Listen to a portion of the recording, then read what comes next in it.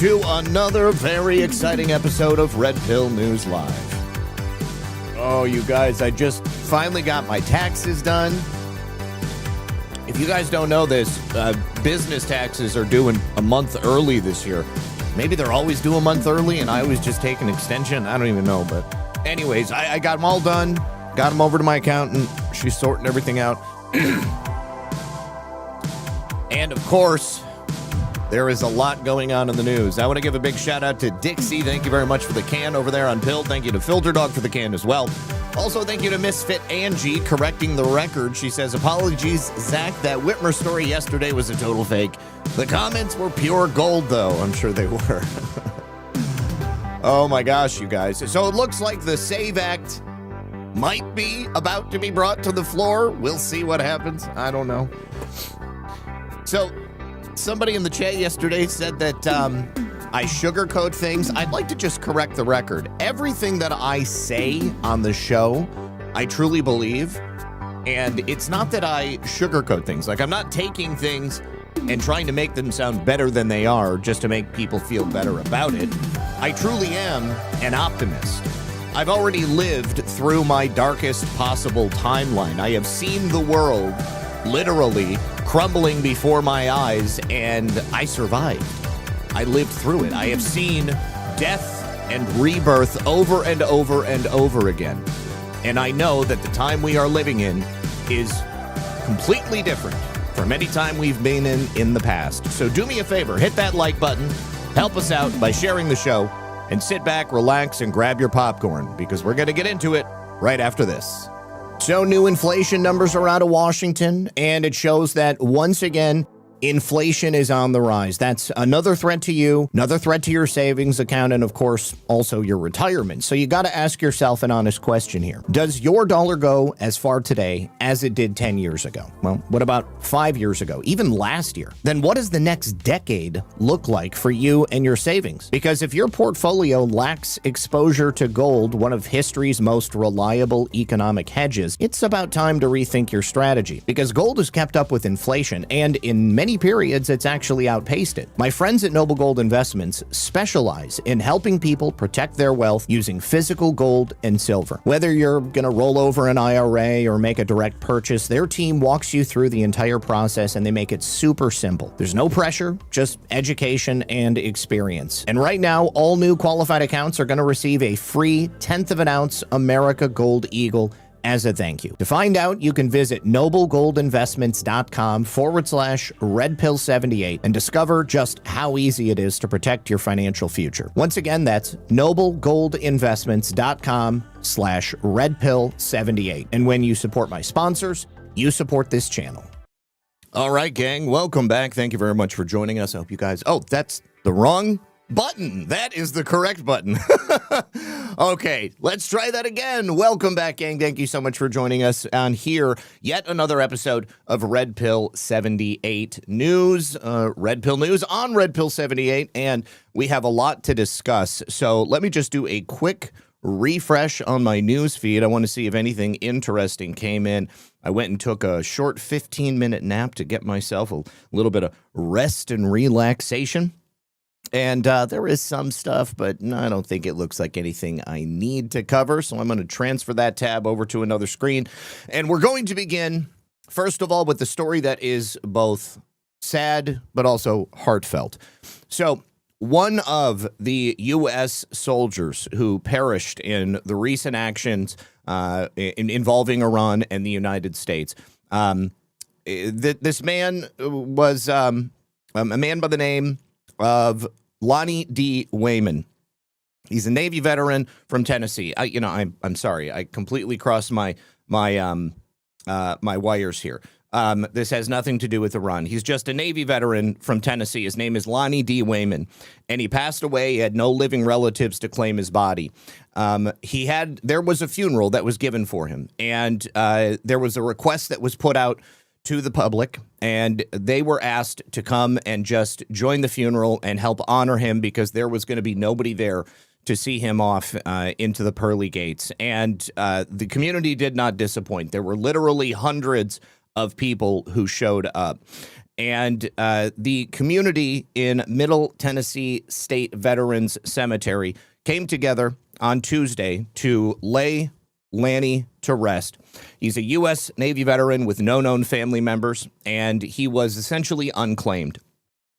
So that means that nobody was there to say that they wanted to see him put to rest. Nobody was there to claim his possessions. Nobody was there to honor him. And it was really sad. It was a really, really sad thing to think that there are people in today's modern world where we are so interconnected and yet at the same time so far apart from each other than we have been at any time in history.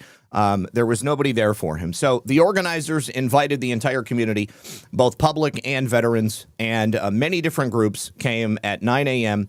to bury him at the Nashville Cemetery so that he could be laid to rest, surrounded by people who loved and respected him, even if they didn't know him. So a Veterans Affairs representative told the people who gathered that the word unclaimed was not befitting what they saw unfolding before them. When the paperwork for Lonnie Wayman came across my desk, it was marked as an unclaimed veteran. But I say that's incorrect. I say that's a misnomer. That thanks to the support of the United States military, the good folks at Gupton Mortuary, and all that support that I see here today, we were able to claim our honorable veterans and provide them with the dignity and honor that they have earned. There were rows of veterans, community members, military personnel, all standing in quiet tribute, saluting Lanny as he was laid to rest, as people offered prayers. Veterans offered their recognition for Mr. Wayman's service in the Navy. And we will go ahead and watch the video from the funeral.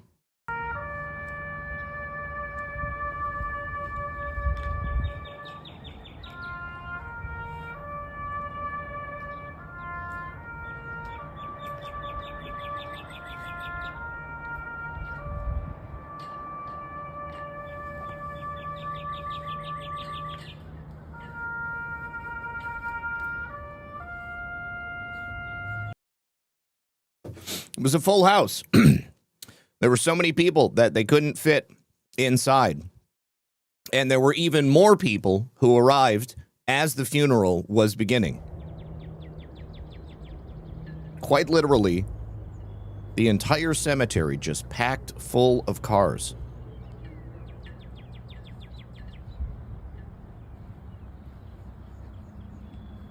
Yeah, I know. I almost started crying too, but I was like, I got to hold back. I can't do this right now. All right. Now, here is the chaplain offering some words as Lanny is being offered up. The word out, and look what happened. Hart showed up to say, thank you, Lord, for our freedom. Thank you, Lord, for someone else who served in uniform. Thank you for the example for the next generation. How absolutely wonderful. Let us pay this person, as well as ourselves, respect in this moment of prayer. Yeah, I saw someone in the chat say that this type of stuff restores my faith in humanity, and it really does for me, too. Because, you know, and I think about my dad a lot, because my dad was a veteran, and he joined the Army during Vietnam. As soon as he turned 18, first thing he did was go to the recruiting office, him and a bunch of the guys that he grew up with, and he didn't get sent to Vietnam. Everybody else got sent to Vietnam. Him and one other guy, they got sent to Germany. And my dad carried so much guilt because of that. You know, I mean, he had great relationships that he made in Europe. When his tour was over, he backpacked throughout every country in Europe, and then he came home, and he kept in touch with the guys who made it. Obviously, the ones who didn't, they were unable to. But every single time my dad had to go to the VA or do something related to his service, it was like something changed in him. This sense of belonging, a feeling of pride, and patriotism, you know?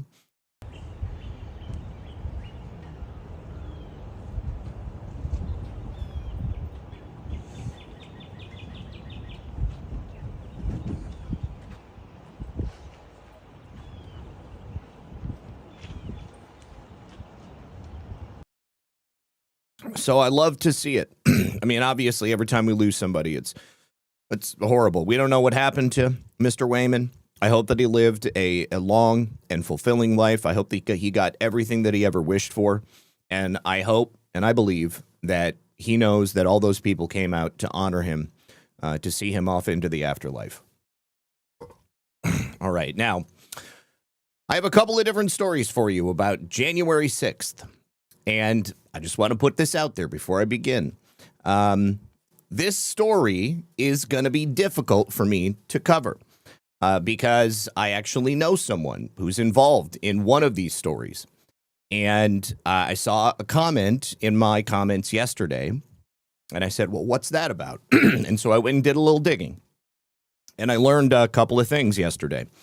Now, in the same way that I always do, I am going to present information to you. I'm going to present as many sides of that situation to you as I can. And then, without making your mind up for you, I'm going to allow you to do that yourself. I will, however, tell you what I think.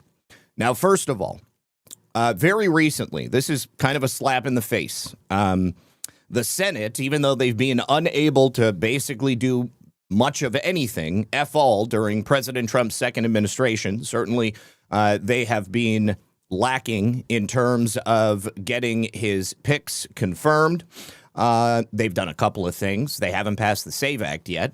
But you know what they did do is they passed a resolution to install a plaque at the Capitol building honoring every single police officer who worked on January 6th. And one of those police officers was an officer named Hakeem Jeffries. Hakeem Jeffries is obviously Dollar Store Obama. The police officer is a former Metropolitan Police officer named Timothy Valentine. Timothy is notable because he was just charged on 9 felony counts. 9 felony counts for allegedly drugging and assaulting nearly a dozen women. So, he was hailed as one of these heroes of January 6th within days of this plaque going up and his name being memorialized along with all of those other police officers. He has now just been hit with a number of indictments and even superseding indictments. Indictments that include multiple felonies, rape, sodomy, and abduction, all of women. Now, according to Alexandria Police, Valentine was first indicted by a grand jury back in December, and then he was indicted again on Monday. So he was already indicted when his name was included on that plaque. Pretty interesting. I don't know if they just, they weren't thinking about it but I don't feel like his name belongs on that plaque. Now, he's facing the following charges in Alexandria, Virginia: 4 counts of rape by force, 4 counts of rape by incapacitation, 2 counts of adulteration, 2 counts of sodomy, 2 counts of abduction with intent to defile, 2 counts of sodomy by force or incapacitation, 1 count and aggravated sexual battery by incapacitation, and 15 counts of unlawful filming. So he joined the Metropolitan Police Department in December of 2016. He was a patrol officer on January 6th. He left the force in 2022, but authorities say that the crimes he committed actually occurred between 2024 and 2025. Now, I would suggest that when you get to be the age of this man, he's a grown-ass man, you don't suddenly break bad and decide, you know what, I'm just going to start drugging and raping women. I think there's probably a pretty good possibility that this is an activity that Mr. Valentine had been up to for quite some time. Perhaps these are just the cases that they could make, the ones that they could prove, because that's everything in the criminal justice system. So what would he do? Well, he would target women that he met on dating apps. Then he would invite them out for drinks. And then once he got with them, he would drug them, sexually assault them once they were passed out from the drugs that he would give them. So his victims so far have been identified in Alexandria, Virginia, Prince George's County, Maryland, and also Tacoma Park, Maryland. In total, investigators believe at least a dozen women have been targeted throughout his time as a serial rapist. Now, authorities also say he's currently facing charges tied to these 4 victims in Alexandria. 6 victims have been identified in Prince George's County. Charges have been filed in 3 of those cases. And then there is another investigation that's currently active in Tacoma Park. Now, I believe we may have a video clip from the local news. No, we don't. But we do, however, have the plaque where Mr. Valentine is memorialized. It's right there. But you can see here, this is the list of all of the officers that were memorialized for being present on that day. So this is what the local news has to say. Court documents that provide disturbing details about the case that brought Valentine's arrest in December. At a bond hearing, prosecutors told the judge Valentine is accused of taking the victim to O'Connell's in Old Town, where both drank heavily. And according to the document, when the victim returned from the bathroom, she saw Valentine stirring something in her drink. She later passed out in his car. The woman told police she woke up to him raping and sodomizing her. Urine testing of the victim showed the presence of bromazepam, that's a sedative I've never heard of.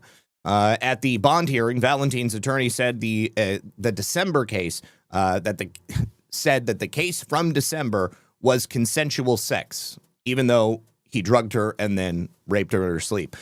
Court documents also went on to say that when Alexandria detectives searched Valentine's car, they found a law enforcement badge, and he wasn't a law enforcement officer, a gun, prescription receipts, condoms, and 2 sandwich bags with a white powdery substance. The documents also say his phone had dozens of video recordings of him engaging in these acts of rape with women who appeared to be intoxicated or incapacitated. The police were asked how many women were shown on cell phone videos. They declined to answer, but you can bet that the police are attempting to identify every single one of those women. He is, of course, one of many officers who were honored for their sacrifice on January 6th with this memorial plaque that was put in by the Democrats. And House Minority Leader Hakeem Jeffries has continued to demonize everyone that was present on January 6th as domestic terrorists. I would say that he needs to reevaluate that. All right, now, the next story, also connected to January 6th, and the one that I made reference to just a moment ago. But first, let me say thank you to Duke Nukem USA, who gifted me that awesome alien, handmade alien bust. He says, family in town, so I missed when you guys opened the gift. That's my talented friend who makes art, but we are all alien nerds. Thank you so much, dude. You tell him how much I appreciate it. So glad you liked it, man. Had to get you a gift to pay you back for all the years. That is great, dude. Seriously, tell your buddy that he is a talented artist. I know we've talked about our mutual appreciation for the Alien franchise before. I grew up on that stuff. It was one of the scariest things that I saw when I was a kid, and I've just always absolutely loved it. Just like peak storytelling and horror. So appreciate you, buddy. All right. So I saw someone in my chat yesterday, or in my comment section, say, hey, Zach, what's up with your friend Jake Lang? And I thought it was funny because I had just talked about Jake because obviously he was involved in this event that took place in New York over the weekend. He was connected to this attempted terrorist attack. He was the victim of this attempted terrorist attack. And I thought, well, maybe it was about that. And so I go on X and I see this tweet right here. Care to explain these texts, Jake Lang? And it is not a full conversation. That's the first thing I would like to mention. I don't have access to the full text message thread. However, it is a selected number of screenshots from an account that appears to be Jake's Instagram and someone who claims to be a pedophile catcher. So you have here Jake's Instagram account, Jake Lang 1776. He instigates a conversation with someone that the predator catcher team claims the account is very obviously labeled as a high school student, a woman, girl, 15-year-old girl. And he says, are you coming to my next protest in Texas? And the person replies and says, I can if you want me to. It's also worthwhile to mention that this conversation is from November of last year. So I don't know why this didn't come out before. And he says, what's your number? And the person replies, can we talk on here instead, or you only text? And he says, I have too many DMs, text only, sweetie. Okay, so he calls this person sweetie. He doesn't know what their age is, okay? So not necessarily an indictment, perhaps in poor taste, but let's continue. So now they've moved the conversation to text message on their phone. This is iMessage right here. And some of the texts are obscured up here, but it says, I was at the gym, and it says, it looks like he says, I can't quite tell because his name is obscuring the text, but it sounds like he says, I'm laying naked in bed. And then he asks, what did your mom say, with a big smiley face? And the person replies and says, how old are you, by the way? I'll ask tomorrow. And he says, I just turned 30, honey. Why are you up so late, young lady? And then the person replies, nice, and I don't know, I be a night owl. I might be too young for you, LOL. And then he replies, how old are you, baby? Unless you are under 18, I don't care. And the person replies with a photograph and says, I'm 15, LOL. Now, the conversation doesn't end. Jake replies, when do you turn 16? And this person replies, in 6 months. And then they say, I won't get you in trouble if that's what you're worried about. I can keep a secret. And then there is a heart, which would have come from Jake's side of the conversation. Now, the conversation that you're seeing has been screenshotted by the person that Jake was having this conversation with. Now, he says, what state do you live in? I can't see you until you're 16. That's definitely concerning to me. And they reply and say, Arizona, I just moved here. So, and then there's another picture. Jake Lang. Okay, now this is somebody else's take on this. But before we get into that, the first thing I wanted to know is, were these messages even real? Okay, because anybody can produce realistic looking screenshots of a text message conversation. They could produce a realistic screenshot of an Instagram conversation. And whether or not these texts are real, everything hinges on that. Jake has confirmed that these texts are real, but he claims that the context has been taken out. So, do you guys know who Alex Rosen is? Alex Rosen is a pretty famous predator catcher. He's controversial, but I guess him and Jake know each other because they were texting each other.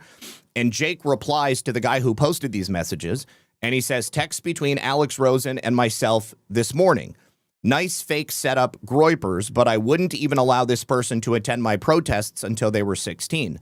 Nothing else was discussed except going to a protest. Obvious phishing scam that my team caught right away and deterred. All right, so that is some important context right there. However, I will say that if these text messages are real, I believe that it would have been appropriate for Jake to end the conversation as soon as he learned that this person was under 18. I still think that 18 and 30 is inappropriate. But I think that the conversation should have ended right there. Now, we don't have any more text messages past this point, so I don't know if the conversation did end. What I would really appreciate is if both Jake and the people who are alleging that they've caught him in the sting were to put out all of the text messages and show them. So let's take a look at the conversation between Alex and Jake. So Alex texts Jake and he says, were those messages real? I'm just asking before anything. And he says, Nick Fuentes went on a 10-minute vicious rant about me on his show yesterday. So the Groyper Army has been attacking me with dozens of phishing hoaxes and scams. My lawyers are gathering everything now and preparing to strike back hard. That will be important because if there's a lawsuit, then obviously there will be discovery and all of this will be able to come out. Alex responds, bet. Well, were those texts you being for real or effing around? And Jake says, my team who does my DMs from out of the country suspected I was being phished. I confirmed it by asking her age and telling them the legal boundaries. Never spoke to them again after that. My problem with this specific message is he says, my team who does my DMs from out of the country suspected I was being phished. So if you suspected you were being phished, then why would you want to exchange your phone number with someone that was a scammer? I feel like that's a legitimate question. He continues and says, Alex says, makes sense. And what do you mean phished? And Jake says they were talking about coming to my protests and then switched, trying to rope the conversation into something illegal, and we pulled the plug. I told them I needed women for my burqa and bikini march that was planned for February in Florida, and they started the search. I think he's telling his team that. But this person was phishing us to set me up for something illegal, which I then pulled the plug on. Alex says, what made you refer to this girl as honey and baby? Jake says, never once was there a pet name used after this fisher identified their age.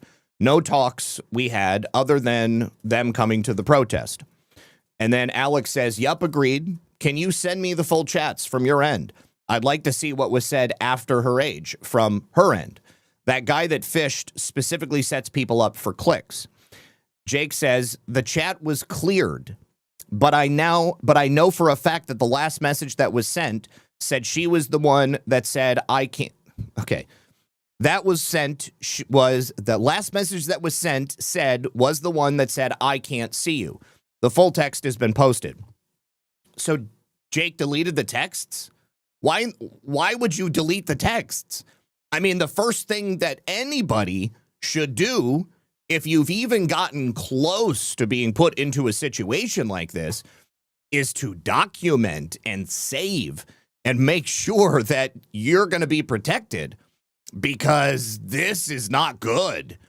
Like, even if there has been some misconstrued aspect of this, the fact that there appears to be some deletion of evidence, you need to bring that forward, dude. Like, nothing is ever truly gone.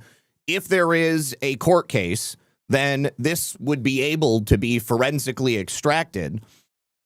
But I got to say, like, first of all, there's no way that I would continue sharing any message. First, I just don't even talk to people like that. Okay, I'm going to be fucking put myself out there. You're not going to catch me talking to people like that, like from the get. All right. And Instagram, like, man, you can go look at my Twitter DMs and it's just full of thirst traps trying to get me to talk to them. And never would I do that. Never. All right. But I have definitely catfished my fair share of scammers and fishers online. I've told the stories on the show before. You document that stuff because you're going to need to refer back to it. But good Lord, I mean, this is a bad look, bro. I mean, like, you need to make a statement on this. I'm going to be really honest. Like, just putting out these texts with Alex, I don't think this is enough. So then he shares some photos of this girl. And he says, this is the profile. I think my team targeted it because of the bikini photo for our march. And she said, and she could be 25 in that photo. Okay, that's reasonable. However, there was a conversation about age. And when she said she was 15, you asked when she was going to be 16. Alex says, yeah, that deaf isn't a kid, LOL. And he says it's a complete phishing hoax for effing clicks. I'm going to post this as my response. These Groyper people are out of their minds. It may have been a hoax to try to entrap Jake into doing something improper. But the perception of this is that it appears he did. And the reason I'm saying this is because I have said time and time again, I don't care who you are. I don't care what side of the aisle you're on. I am not going to shut my mouth out of, some misguided loyalty to somebody who I don't think should be exposed. If somebody is acting in a grooming type behavior, it's got to come out. Okay. There's no way. So, of course, I figured this can't be the only thing Jake says about it, right? I mean, like, he's obviously making a case for himself. But no. I mean, he's just doing interviews like normal. Looks like he's gone on the Laura Loomer show a couple of times. I think he went on, I don't know, some other news station, but he hasn't made a statement. He has not made a statement, okay?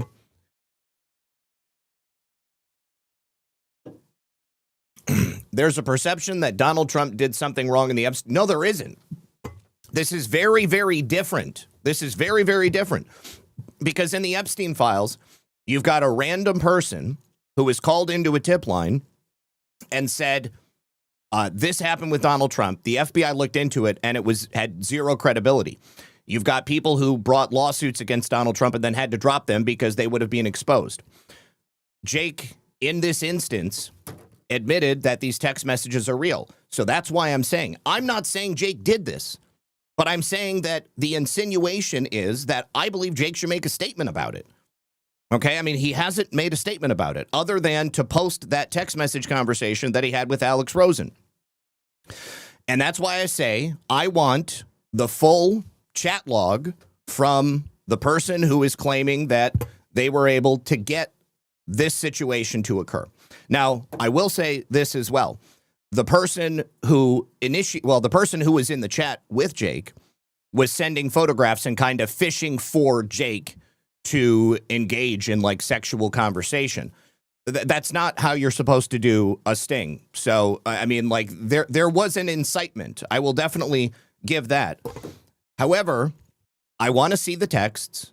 I want to know exactly how the conversation went. And I want to be able to determine whether or not the situation Jake is presenting is the truth or the situation that this person is presenting is the truth. Now, there's a lot of people out there who are saying Jake's a pedo, that's it. I'm not going to say that yet because it hasn't been investigated. All we've got is what is clearly somebody setting him up and then him appearing to fall into it to some degree. And so I just had to say it, had to put it out there. Now, that's why I mentioned that there are people out there trying to do setups all the time. And either you fall for the setup or you don't. Certainly, in my world, if somebody mentions that they are under 18, you are not supposed to be talking to that person.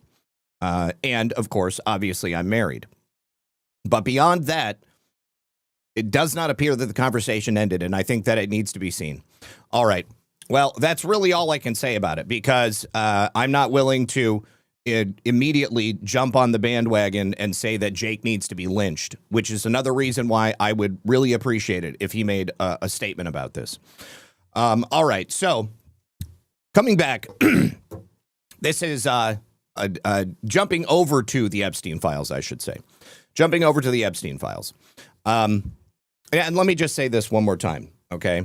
It would be one thing if Jake hadn't confirmed that the messages were real, okay? President Trump has denied every claim that's been made against him. The FBI has investigated it.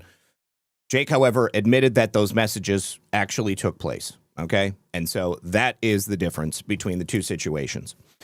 Now, continuing.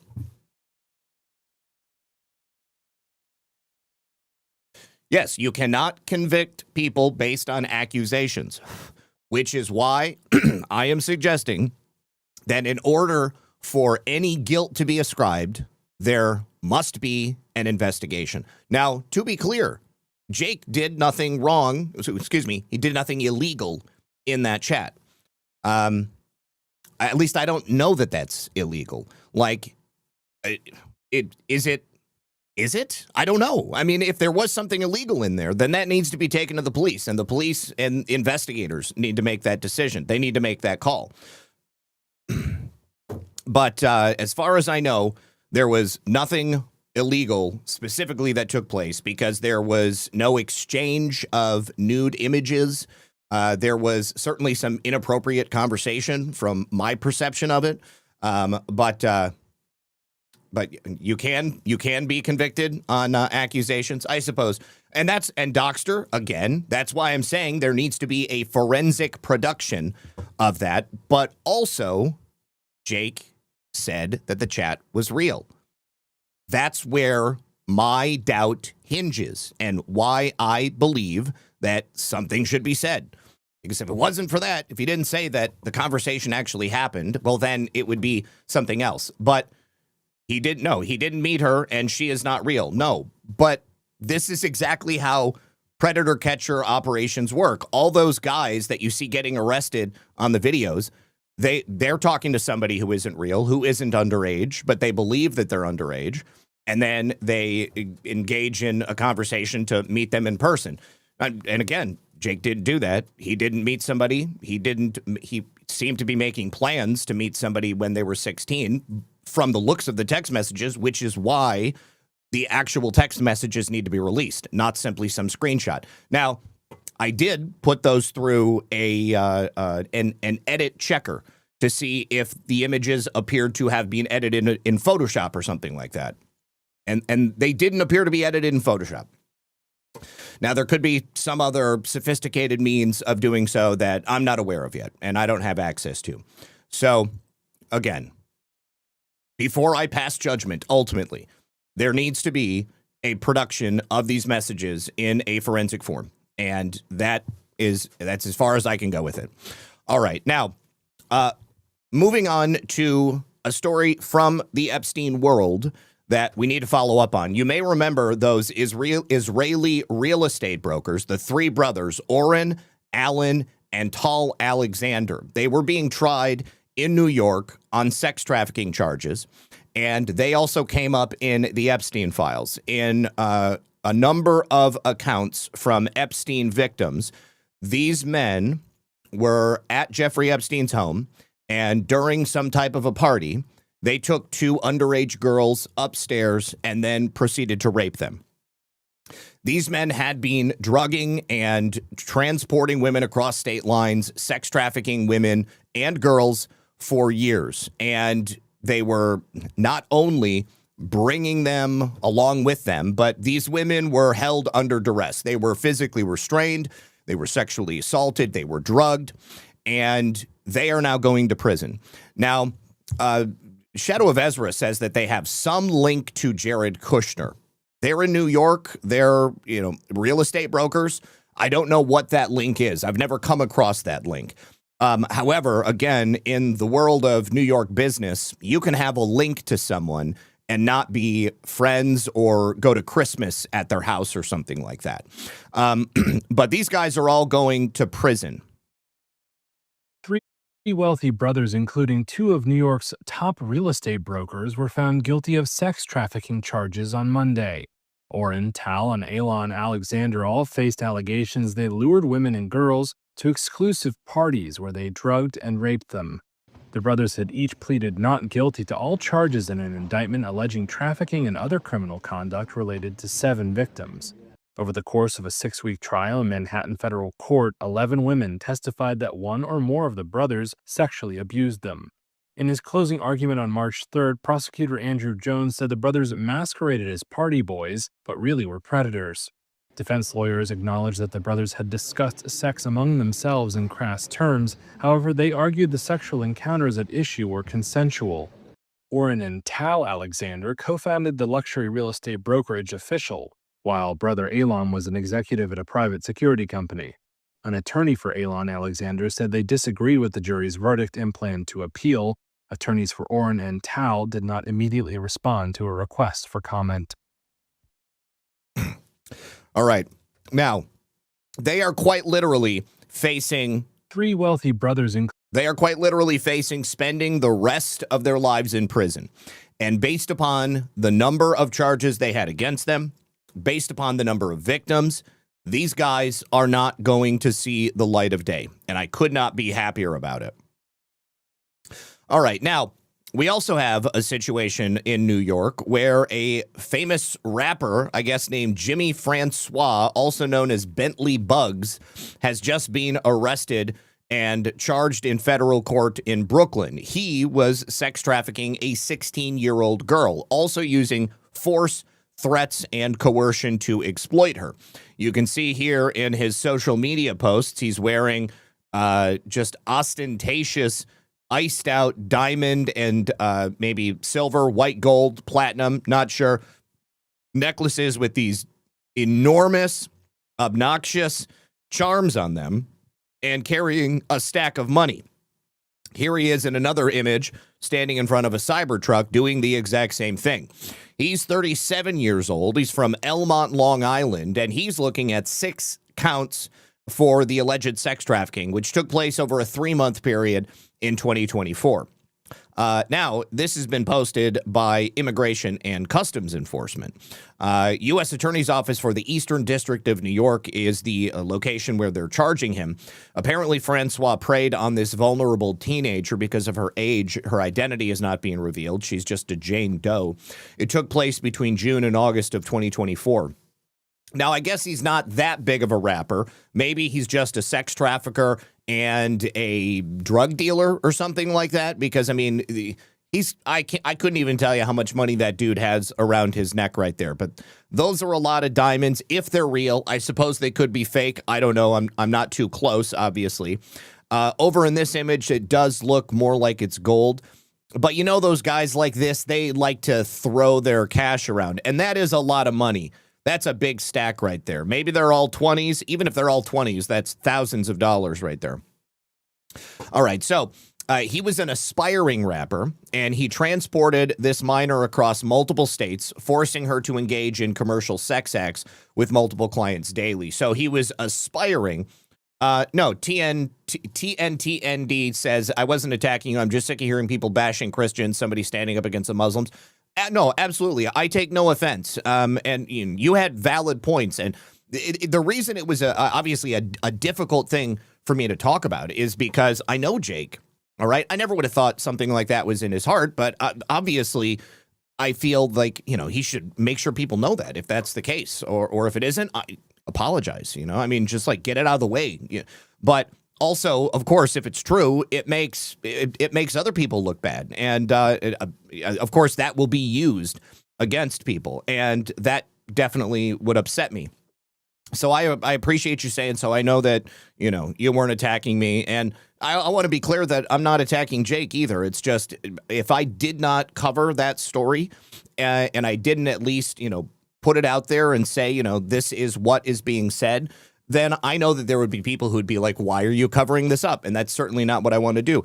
Just like when those claims came out against President Trump, you got to go through that. And then you tell why it's not true, why it hasn't gone anywhere. The sad thing is that there are people who see those claims without any backing or without any sort of evidence in the Epstein files. And some people believe them. They don't understand how those FBI reporting tools work. I saw this post on Reddit the other day, and the guy said, I have indisputable proof that President Trump killed and ate children and nobody cares. And, of course, in my head, I'm thinking, no, you don't. Like, you've got a report in an FBI file that was unsubstantiated and could not be investigated because there was no validation to it. You don't have proof of something just because it shows up in an FBI file. If that was the case, obviously everything that was taken on every note that was taken pen to pad by an FBI agent would be indisputable proof. And it's obviously not. It's obviously not. So, my thought is, like, so many people are just so bound to their hatred that they lack the proper distance from their hatred to be able to objectively look at things and understand what it is they're looking at. Their minds are already made up. They know what's going on. Yeah, you can't win. Yeah, thank you so much, brother. I appreciate it. So, yeah, there is no indisputable proof that President Trump ate and killed children. It just doesn't exist.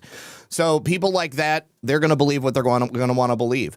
And so I had the responsibility to cover that so that I could say, here is why this is not real. Now, in regards to this guy, this is certainly real. Prosecutors say that he took this girl, he physically assaulted her, intimidated her with threats of violence, and even assaulted other women in her presence so that he could ensure her compliance and keep control over her. So he was a wannabe rapper, but a full-time pimp. The indictment also details how Francois created sexually explicit images and videos of the girl, some of which he posted online as advertisements for prostitution. Investigators recovered a chilling video where Francois allegedly assaulted, demeaned, and threatened the victims with statements such as, "You learned and understand that me and you are not equal. You speak when you're spoken to. I'ma violate you. You're gonna have broken bones in your hotel room. No hospital, no nothing. I will personally break your bones." This guy sounds like a real certified piece of shit. So Francois was arrested on January 29th in Miami and extradited to New York by the U.S. Marshal Service.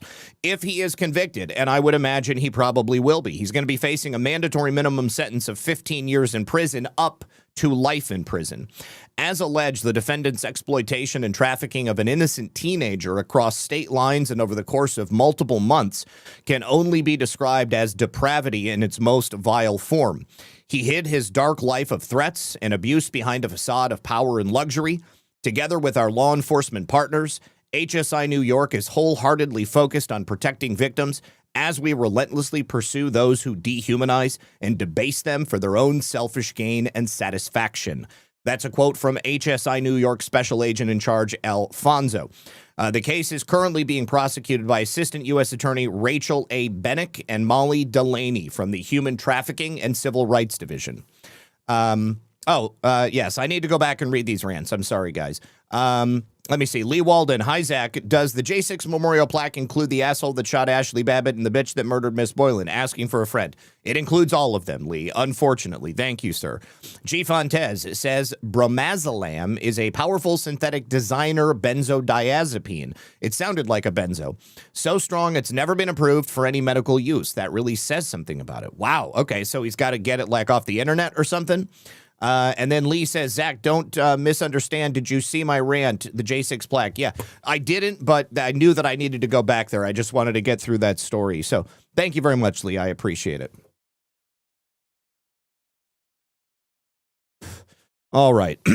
Now, very briefly, I have a quick message from our friends over here on Rumble. Let me get this up here for you guys, and we're going to move on to the next story.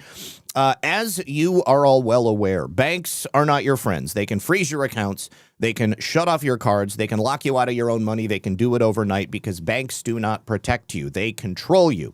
And that's why real financial freedom starts with ownership. So introducing the Rumble Wallet, it's a non-custodial wallet built for people who refuse to give up control. With Rumble Wallet, you don't just buy digital currency like Bitcoin and Tether. You can also own Tether Gold, which is real gold on the blockchain. Through Tether Gold, you get direct ownership of physical gold bars. Each one is fully allocated, verifiable by serial number, purity, and weight. It's not paper gold. It's not an IOU. It's real gold without having to pay for bank vaults or storage fees or gatekeepers. So you can buy it, sell it, move it 24 hours a day, 7 days a week, even when traditional gold markets are closed. And if you want, Tether Gold can be redeemed for physical gold, which is very powerful. So when you support content creators on Rumble, you can tip them directly using Rumble Wallet, peer-to-peer, and do it outside the banking system. There's no permissions, no middlemen, no cancel button. The wallet is yours forever. So you can download it with the link you're going to see in the chat, or head to wallet.rumble.com or use that QR code that you see on screen. Thank you very much to the people at Rumble. I appreciate it. All right. Thank you very much also to Sean Joe for 2 cookies and a can. I appreciate it. Okay, so moving to our next story, also having to do with Jeffrey Epstein. It would appear that one of the inmates at the New York lockup, where Jeffrey Epstein's doppelganger's body was found in his cell, they heard prison guards discussing the cover-up of Jeffrey Epstein's death. So this, oh my gosh, they locked the freaking article on me, gave me access to it earlier, and then threw up a paywall. I know what happens in the article, but I wanted to give you the direct quote Oh my God, there's only one person who screenshotted it? Thank you, Jesus. All right, so this inmate was at the MCC in New York. He spoke to the FBI after Jeffrey Epstein's alleged death. And he said that the morning of, he heard the guards talking about how they needed to cover up this death. So this did come out in the Epstein files in the library. I hadn't found it. Thank God. Julie Brown here at the Miami Herald did find it. So this particular account comes from a 5-page handwritten report of an FBI interview with this inmate who woke up on the morning of August 10th. He heard all of this commotion in the special housing unit. This is where both he and Jeffrey Epstein were being held. I don't know where he was in relation to Epstein's cell, but obviously you've got, there's free flow of air, so you can hear all of the conversations. So he hears one of the guards yelling, "Breathe, breathe." This is about 6:30 in the morning. And then he hears another officer say, "Dudes, you killed that dude." And then a female guard replied and said, "If he is dead, we're going to cover it up and he's going to have an alibi. My officers."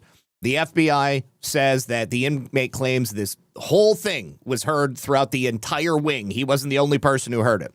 So then later, after learning that Epstein had died, he said inmates were talking about it and they said Miss Noel killed Jeffrey. Now, Miss Noel, that's Tova Noel. That's the guard that I told you about earlier this week, who was recorded by the FBI searching for latest on Jeffrey Epstein in jail just a few minutes before they found his body when she was supposed to be doing rounds. She was also shopping for furniture. She also got a couple of big deposits that were unusual that were put into her Chase account. Now, what's really interesting about it is that it was there were deposits that totaled over $11,000, but at least one of them was for $5,000. That was the most recent deposit. What was striking about it is that the bank decided to send off a suspicious activity report for that deposit of $5,000. Now, suspicious activity reports kick in when a deposit of like over $11,000 is made. So quite frequently, people will attempt to, they will hide the influx of cash by doing multiple smaller deposits to not reach that threshold. It looks like because there were multiple deposits in a short period of time that added up to over $11,000, this is why the bank decided to do that suspicious activity report. So the inmate did identify her as Tova Noel, the same corrections officer that I just told you about. Don't forget, she also, after Jeffrey Epstein's death, did engage in a cover-up, or after Jeffrey Epstein's doppelganger's death, engaged in a cover-up by falsifying reports, also speaking with the other guards about how they needed to adjust their story of what their behavior was on that night. She was trying to make it appear in the records as if she and the others that she was overseeing had actually done their rounds and didn't just sit in the office Googling Jeffrey Epstein latest in jail or shopping for furniture or taking a nap, because that's what they did. They didn't actually check on anything. Now, there were no charges. There were no successful charges against she and the other officers. They were charged initially, but then the charges were dropped because you know what would happen? No, is $5,000 supposed to be a lot of money? Well, it depends on the normal activity that's happening in somebody's account. It's not necessarily a lot of money. A $5,000 deposit in a single drop is, not necessarily unusual. But what I'm saying was unusual, and why I believe that the suspicious activity report kicked in, is that there were several deposits that would be abnormal for her account, because obviously she's got a job. So she's got weekly or biweekly or maybe monthly deposits that are being made. Banks are paying attention to all of that. They're watching and they see when you have money coming in and when you have money going out. And when that changes, like when you get a larger amount of money that can't be accounted for, that may kick in a suspicious activity report. So I think that it was the culmination of multiple smaller deposits. We just know that the most recent one that kicked in the suspicious activity report was for $5,000. All right, so they had charges filed against them. They were dropped, and the reason that I believe they were dropped is because, of course, a criminal case would lead to discovery. That would mean that Miss Noel would have to be questioned under oath. She would have to account for her movements.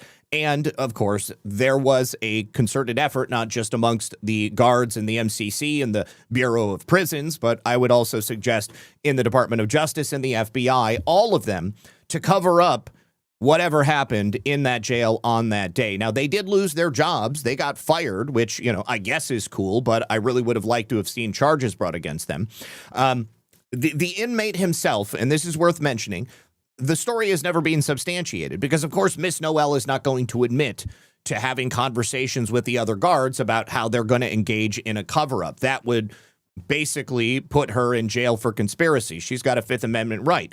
But it does raise a lot of questions about what happened, obviously, what those conversations were. I can only imagine. To be perfectly honest with you, the account of this inmate is exactly what I would expect to happen if the guards were not expecting to walk in and find the most high-profile person in their jail dead on that morning, or whoever it was, especially considering the fact that he was hung using extra sheets.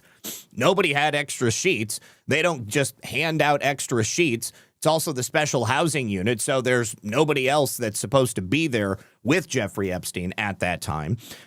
So either way, she just had a series of suspicious activities going on around her and then just happened to be present and dropped the ball. So this person that was playing Jeffrey Epstein could be killed in the MC. Hear from her. So let's go ahead and play this clip. Believe this is Comer was on Jesse Waters last night. And I just need to get past this commercial real quick.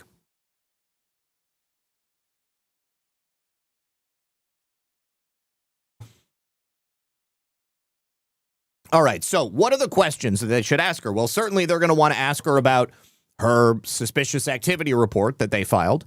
They're going to want to ask her how she was able to afford that brand new Land Rover. They're going to want to ask her why it was that she didn't actually do her job that night. And then if she had any conversations with other guards, knowing that whatever her answers are, they can call those other guards in and have them testify. The best thing would be for those people to come in and testify on the same day, so there's no opportunity for any of these guards to have conversations outside of the deposition setting so that they can get their stories on the same page. We want to get honest answers, or we want to get conflicting answers, because then that indicates that there is deception. You'd also want to ask if anybody had contacted her.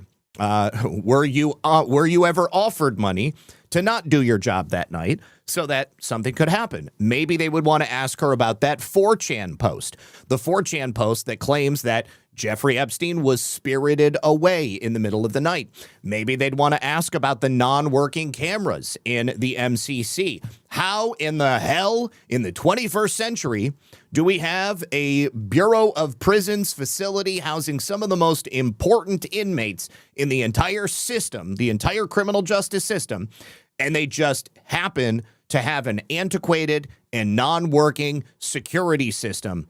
I just don't believe it. I think that virtually everything about this story, nobody believes.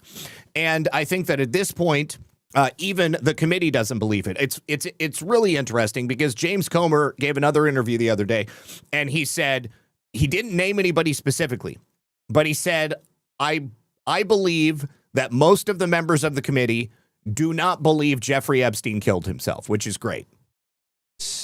Jailhouse guard. What's going on with her?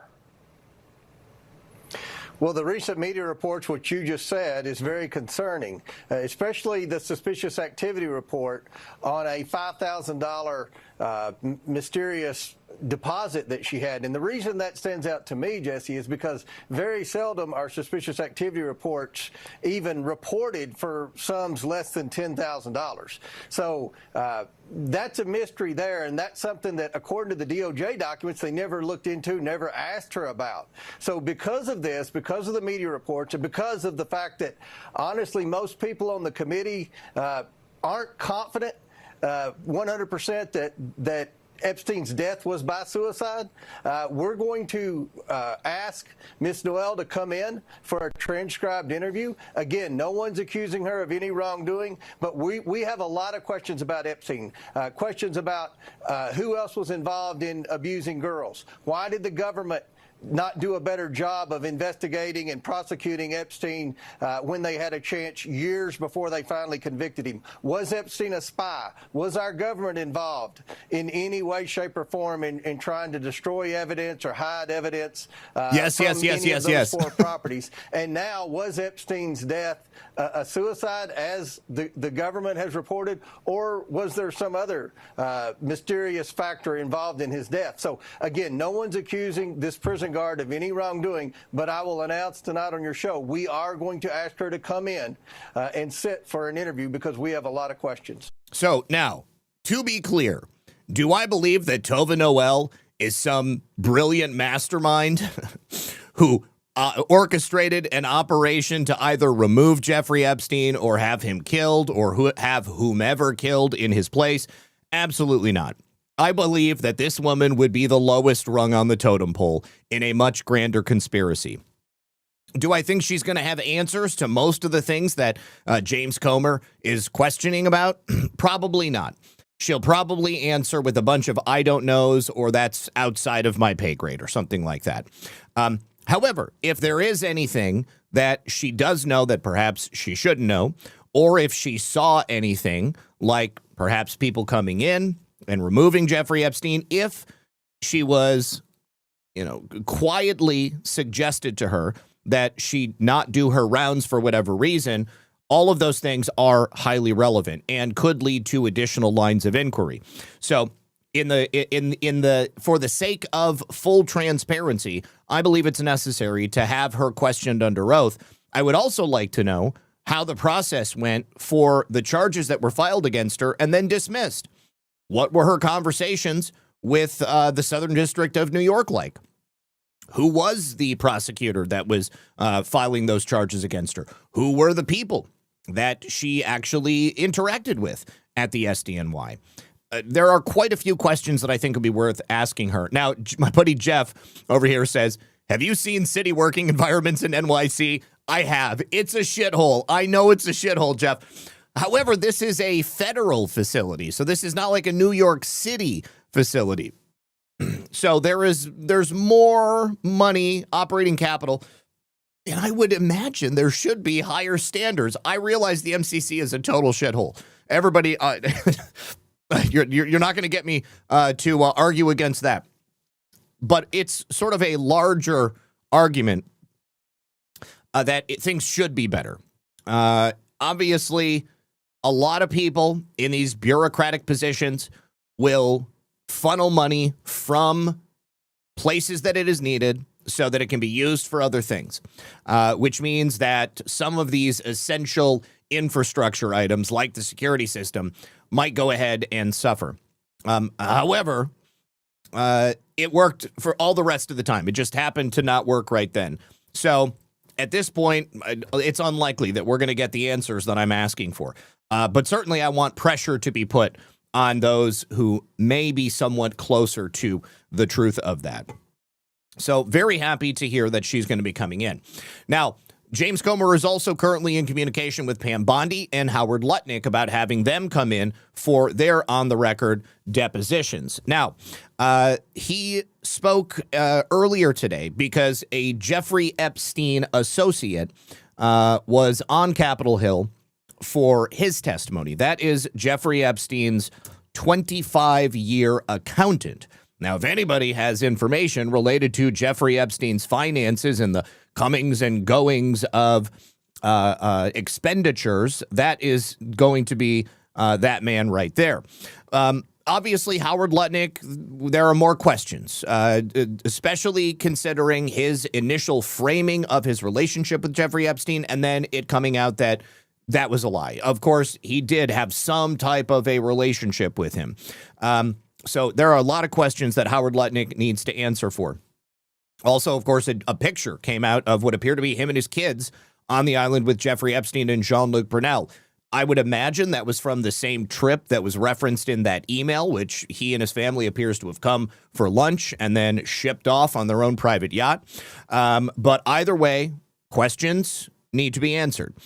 So James Comer just said, I'm in communication with both Lutnick and Pam Bondi. We're going to have them both in here soon, and we're going to be asking them a whole bunch of questions. Now, here is James Comer introducing the deposition that was just about to take place.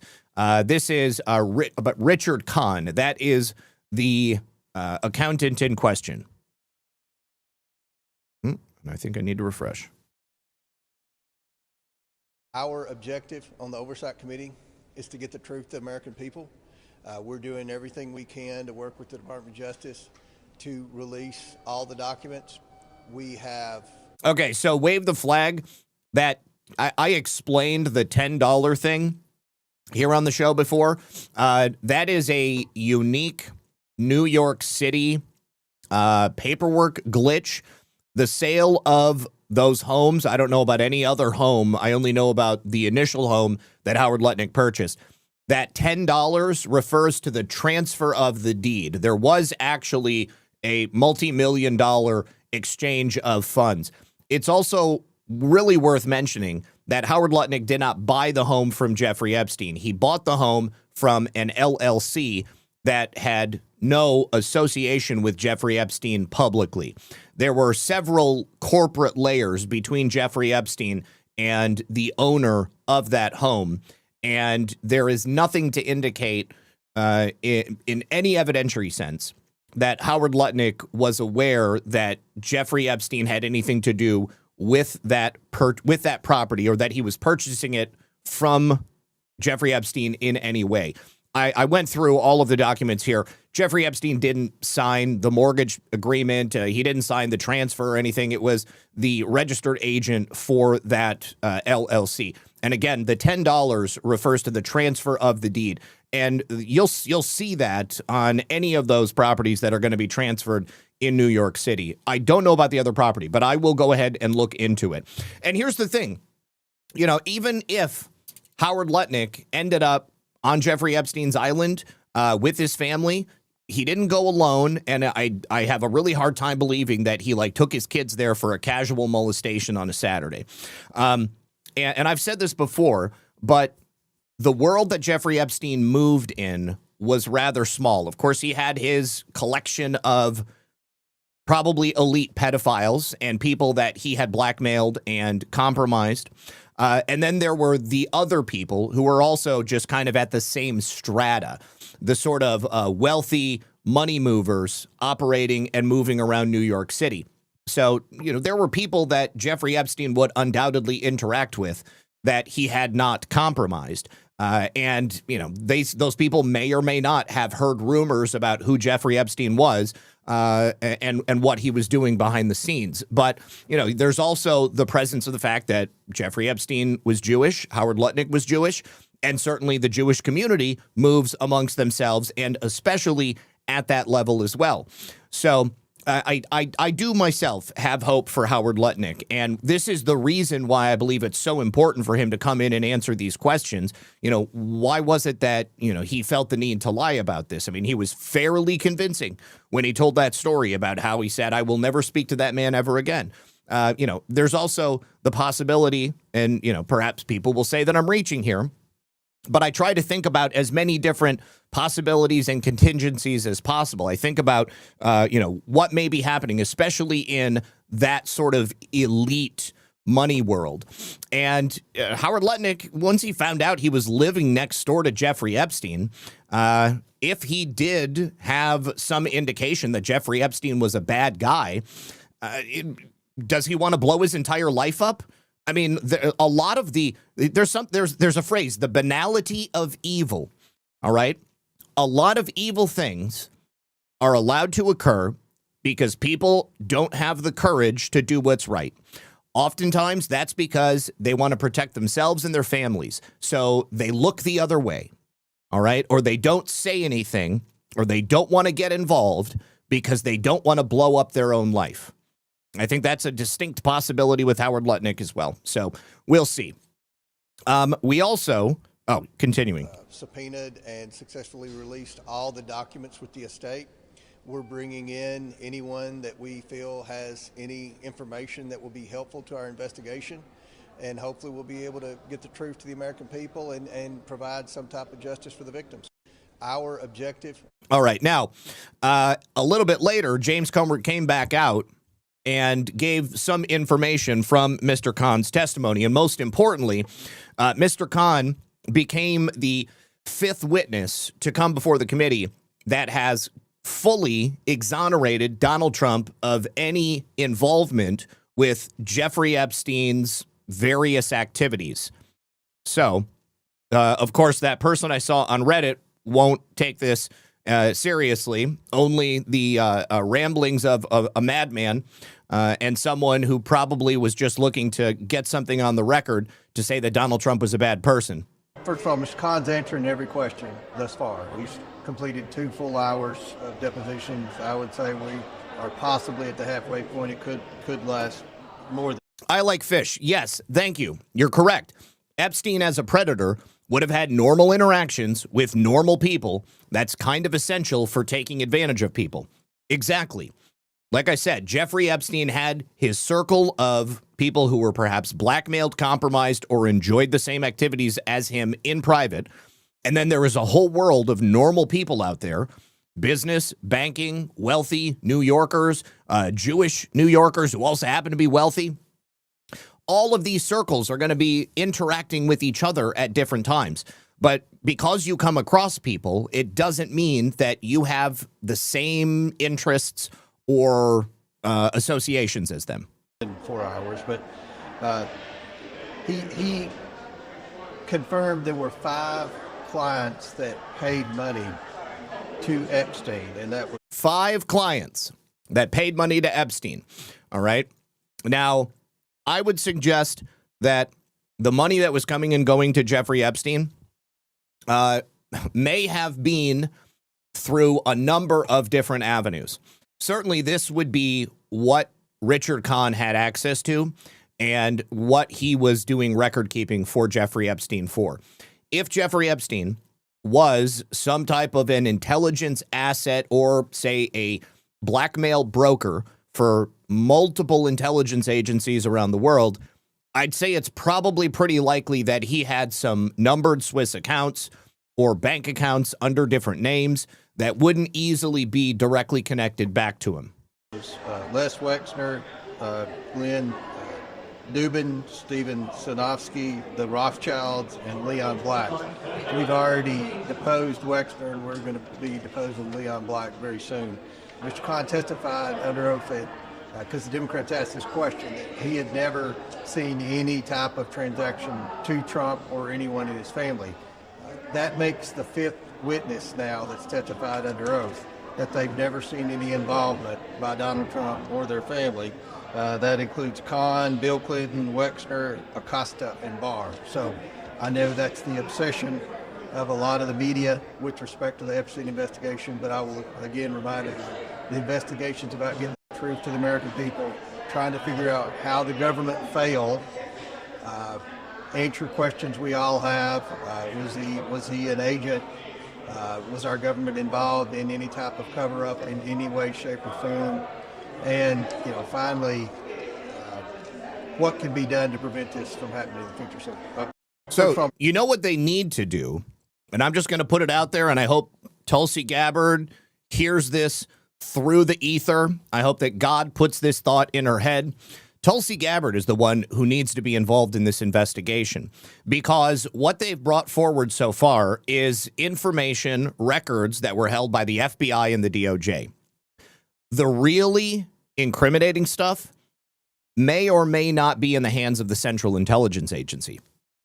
Now, the Central Intelligence Agency is famous for not keeping records because they're involved in some of the dirtiest stuff. But if there is anything in the hands of the CIA, I believe that needs to be brought forward as well, so that we can show that Jeffrey Epstein was an asset or an agent of some kind. We know that he had connections outside of the FBI. We just haven't had those connections clearly defined, except for his likely association with Mossad. Now, I would assume that the CIA is obviously the agency that he would have been working with here in the United States, at least domestically, because the CIA has all of those blackmail and influence operations that they run on the books outside of this country. They're operating out of all of these embassies and consulates and such. But certainly they do ops here in the United States, which are illegal, which they're not supposed to do. All right. Now, one more story on Epstein, and then I've got a story that's going to lift your spirits. The British government is now releasing documents about the appointment by Keir Starmer of now utterly disgraced Peter Mandelson as the ambassador to the U.S. Again, Peter Mandelson was a longtime associate of Jeffrey Epstein. He was well known in these circles, these elite bureaucratic circles, as somebody whose legacy was tainted by his association with Jeffrey Epstein. And when Keir Starmer appointed him to be the ambassador to the United States, he was already a public hater of President Trump. And he was also known to have a weakness through his relationship with Jeffrey Epstein. Starmer was warned about the risks in the associations. So it's not that Keir Starmer was not read in on how deep Mandelson's relationship was with Jeffrey Epstein. He knew absolutely everything about it. He was briefed, he was warned, and even though Peter Mandelson had this taint on him as a result of his association with Epstein, Mandelson thought that he was totally immune to this whole thing. I mean, you know, look at Jimmy Savile. Jimmy Savile was able to operate with impunity throughout his entire life, even though there were a number of credible claims that were made against him in numerous locations. It was Keir Starmer that decided not to charge Jimmy Savile, likely because Keir Starmer was going to become the Prime Minister of the UK. Peter Mandelson thought he had it made. Well, he'd think to himself, Starmer doesn't care about pedophiles. Starmer doesn't care about Jeffrey Epstein. He sure didn't care about Jimmy Savile raping mentally disabled kids in hospitals around the country. Sure didn't care about Jimmy Savile's necrophilia, all of that. So he did end up getting fired, though. He had to resign from the Labour Party. He had to leave the House of Lords. He had a consulting firm. The consulting firm completely collapsed. And then, most recently, he was arrested as a result of his relationship with Jeffrey Epstein. He's now being criminally charged, criminally investigated for misconduct in public office. So now that some time has passed and the Epstein crisis may have subsided to some bit, it's still ongoing. And it's going to be a long time before we stop learning new things about Jeffrey Epstein and his relationships with people in positions of power. But in the United Kingdom, nothing has come up too bad most recently. But now the British government is starting to release their own files about all of this. And this latest batch, this first batch, rather, I should say, all relate to the appointment of Peter Mandelson to be the ambassador in Washington. And it's beginning to pick up steam in the UK. Again, a lot of people are starting to ask questions about Keir Starmer, his judgment. Clearly, he's a misguided man at best. That is a charitable assertion. Or perhaps it is, as I first suggested, that Keir Starmer has a weakness himself. Maybe that's why he chose Peter Mandelson, because he believed that, well, he had to pay back someone who had perhaps compromised him at some point in the past. Now, I can't play any of these GB news clips, but Reuters says that this first tranche of documents covering the vetting of Mandelson under police investigation for allegedly leaking government documents to Jeffrey Epstein does little to reduce the pressure on Keir Starmer, who is also under fire for this appointment and a series of bad policy decisions for the people of the UK. We've now got access to more than 100 pages of documents, which suggest the concerns that the authorities had, all of them related to Peter Mandelson's reputational risk that were voiced to Keir Starmer. notably his friendship with Epstein, but also a number of previous resignations that he was forced to engage in. Those were jobs within the government he had to leave. And I guess he also had ties to China that seemed to give a little bit of anxiety to British authorities. Starmer has come forward and apologized. He's expressed regret over the appointment of Mr. Mandelson, and he said that this veteran of the Labour Party had created a litany of deceit about his ties to Epstein, an apology that did little to quiet the opposition voices saying that Keir Starmer should step down. I would love it if he did. And I hope that Restore Britain is able to just dominate in the polls when they have new elections. Specifically from these documents, we've got a due diligence document drawn up in December of 2024, just before Mandelson got appointed to Washington. And it noted that he had a particularly close relationship with Jeffrey Epstein. So the dossier, which includes a link to a Telegraph story from January of 2024 detailing this illicit relationship, was given to Keir Starmer. He was explicitly warned that the relationship with Epstein posed a general reputational risk. It's also noted that the Prime Minister, Keir Starmer, knew that this man had maintained a relationship with Epstein, even though Epstein was a convicted pedophile at that point. He'd been convicted of a number of offenses, and obviously he had finally been arrested again in President Trump's first term. But he decided to appoint him anyways. I guess it's all going to be okay for Keir Starmer at this point. Let me say thank you very much to Lee Walden, who says, I'm curious, how would WITSEC witness protection handle the exposure of the op at True Lies? So are you talking about Jeffrey Epstein? I don't believe, if you're talking about Jeffrey Epstein, if he is in witness protection, I don't believe that he would ever be brought back up again. Because if that were to happen, then of course there would have to be a tacit admission that this is something they do. And it would call into question a lot of things. So Jeffrey Epstein essentially would just remain dead on paper. That's my opinion. Lee also says, time for the Great Awakening. Thanks, Zach, for riding the spear of justice. Stay frosty, Patriot. Thank you so much, sir. I appreciate you. Sailor. eGrab4 also says, kind of like how not everyone was invited to Diddy's freak-offs. Exactly. Diddy's got pictures of himself and people all over the place. The guy was going to award shows. He was going to other parties. And there were even people who came to his parties that didn't go to the freak-off part of the party. What you had was like the public-facing party, and then you had the back room where all of the sordid stuff was taking place. So it was like two parties happening at the same location, but you only got invited to the sick party if you were sick like Diddy, or if they wanted to obviously rape or compromise you.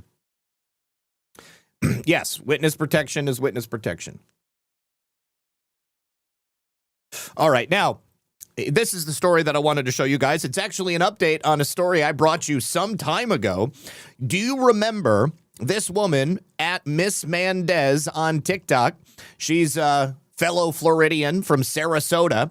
She posted a number of videos on TikTok, essentially making threats against President Trump and suggesting that people should murder him and murder anybody who might be wearing a MAGA hat. Her name is Desiree Doreen Sagari. She's 41 years old, and she's just been convicted of interstate communication with a threat to injure. In one of those videos, she said, so if we all get our guns and use our Second Amendment right, and you see somebody with a MAGA hat, pew, pew. That's what we do. That's the way. It's the only way. She's facing a max penalty of 5 years in federal prison. Her sentencing hearing is scheduled for May 5th. And here she is in her prison oranges, because as you know, orange is the new black.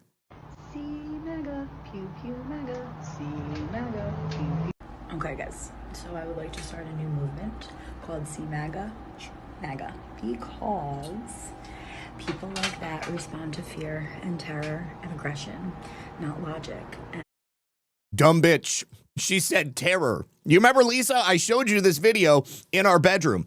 I was like, look at this woman's TikTok, and you go through her TikTok, and she had all of these videos where she was making these threats. She said terror. They could have gotten her for terrorism. Empathy and, I don't know, intelligence. It doesn't work for them. So fear works. So if we all get our guns and use our Second Amendment right and our common sense, at this point this administration is begging us to rise up and revolt. And you see somebody with a MAGA hat, pew pew. That's what we do. That's the way. It's the only way. Put them back in their basements, make them scared again to be racist, homophobic, and terrible, just awful fucking pieces of shit. Because I would way rather live next to immigrants than MAGA people. MAGA people deserve to be terrified and scared to walk in the streets because they should know that real Americans are gonna kill them. This woman is like sub 75 IQ. I don't know if she's got a filter on here or if her time in jail is just wearing on her, but she looks tired. And let me tell you, after 5 years in federal prison, she's going to be looking a lot harder. She's going to get rode hard and put away wet after that. Hopefully, she can join a prison gang, get a little bit of protection, because as much as her mouth likes to run off, flapping those jaws, I guarantee you when she gets in there with those real criminals, they are going to enjoy riding her into the ground. All right. Now, let's move on to this next story. Do you guys remember Candace Cameron Bure? Candace Cameron Bure, of course, of Full House fame. She is notable because she is a proud Christian actress. She walked away from Hollywood many, many years ago. She still does movies, but they tend to be focused on issues of faith. I haven't seen her in any mainstream things in many years because she follows her own beat. She's got a family. And again, she is an unapologetic believer in Christ. So she, of course, is speaking out about some of the things that she has seen. Now, she told this personal story, and she said, and this is a great example of what we were talking about earlier. She and her husband were invited to a party. Now, she didn't know what was going to happen at that party. It was just a party. Horn dog Zach, 78-year-old woman raped and beaten with frying pan. Convict got parole? Convict raped the hospice nurse before he left? Oh, my God. Okay, I will look it up. God, that's sad. All right, so she was speaking on her own podcast, and she recounts this disturbing moment. It was a conversation with somebody named Madison Pruitt Trout. I guess she was on The Bachelor or something like that. It's not Burke, it's Bure, Cameron Bure. Okay, Candace Cameron Bure. So she said one of the most shameful experiences of her life involved attending what she thought would be a normal gathering with her husband. This is former NHL star Valerie Bure, only to discover it was something entirely different. She said, of course, listen, I have some really weird, embarrassing moments, although I don't know, I shouldn't say embarrassing. For me, they were more shameful of going to places where I thought, oh, this person's a friend and I'm going to be cool to do this. But instead, she described an evil and unexpected situation. I went to this party with Val because we were married, and it ended up being this underground party that was an S&M sex thing. It was dark and demonic. We walked in and my eyeballs were popping out of my head because I saw stuff I have never seen before in my life. I'm looking at Val going like, how are we here? What is happening? The one person that invited us, we made a hard U-turn and just walked right the heck out of there. It was just so slimy and weird. And I was like, we're going to pause before we ever say yes to going out with that friend again. We just had no idea what we were walking into. And it was disgusting and gross. And yes, I bet it stank too. All right. So this is an example of when you move in certain circles. People don't necessarily tell you who they are. You find out, and that's where you make the decision. What kind of a person are you going to be? Are you going to just keep walking into a sex dungeon filled with random people doing crazy things, or are you going to get out of there and go back home to be with your kids? Obviously, she and her husband made the right decision. Surter says, A lot of prisoners love Trump for his prison reforms he put in place. That woman won't last long. I tend to agree with you. All right. Now, there are several different jurisdictions around the United States that are facing the reality of their socialist goals and implementations. Yamaha is the latest company to announce that they are leaving California and moving their corporate headquarters to Georgia. Yamaha has had their headquarters in California for 50 years. California right now is debating whether or not to implement a wealth tax. There's a Scandinavian country that just put in place an unrealized gains tax. Let me tell you what unrealized gains are. So let's say you buy a house. Perfect example. You buy a house for $100,000. Okay. You own that house. And during the course of that next year, the market is great. Everybody wants to buy a house and they can't find one. So the value of your house goes up to, say, $200,000. That's on paper. Okay. That's an unrealized gain. And the government says, well, now your house is worth $200,000, so you have to pay a tax on that unrealized gain, that $100,000 in profit. So then where do you get the money? Well, you have to sell some other asset, and then you end up paying it. And then what happens when you want to sell the house? The market drops again, and then you lose even more money.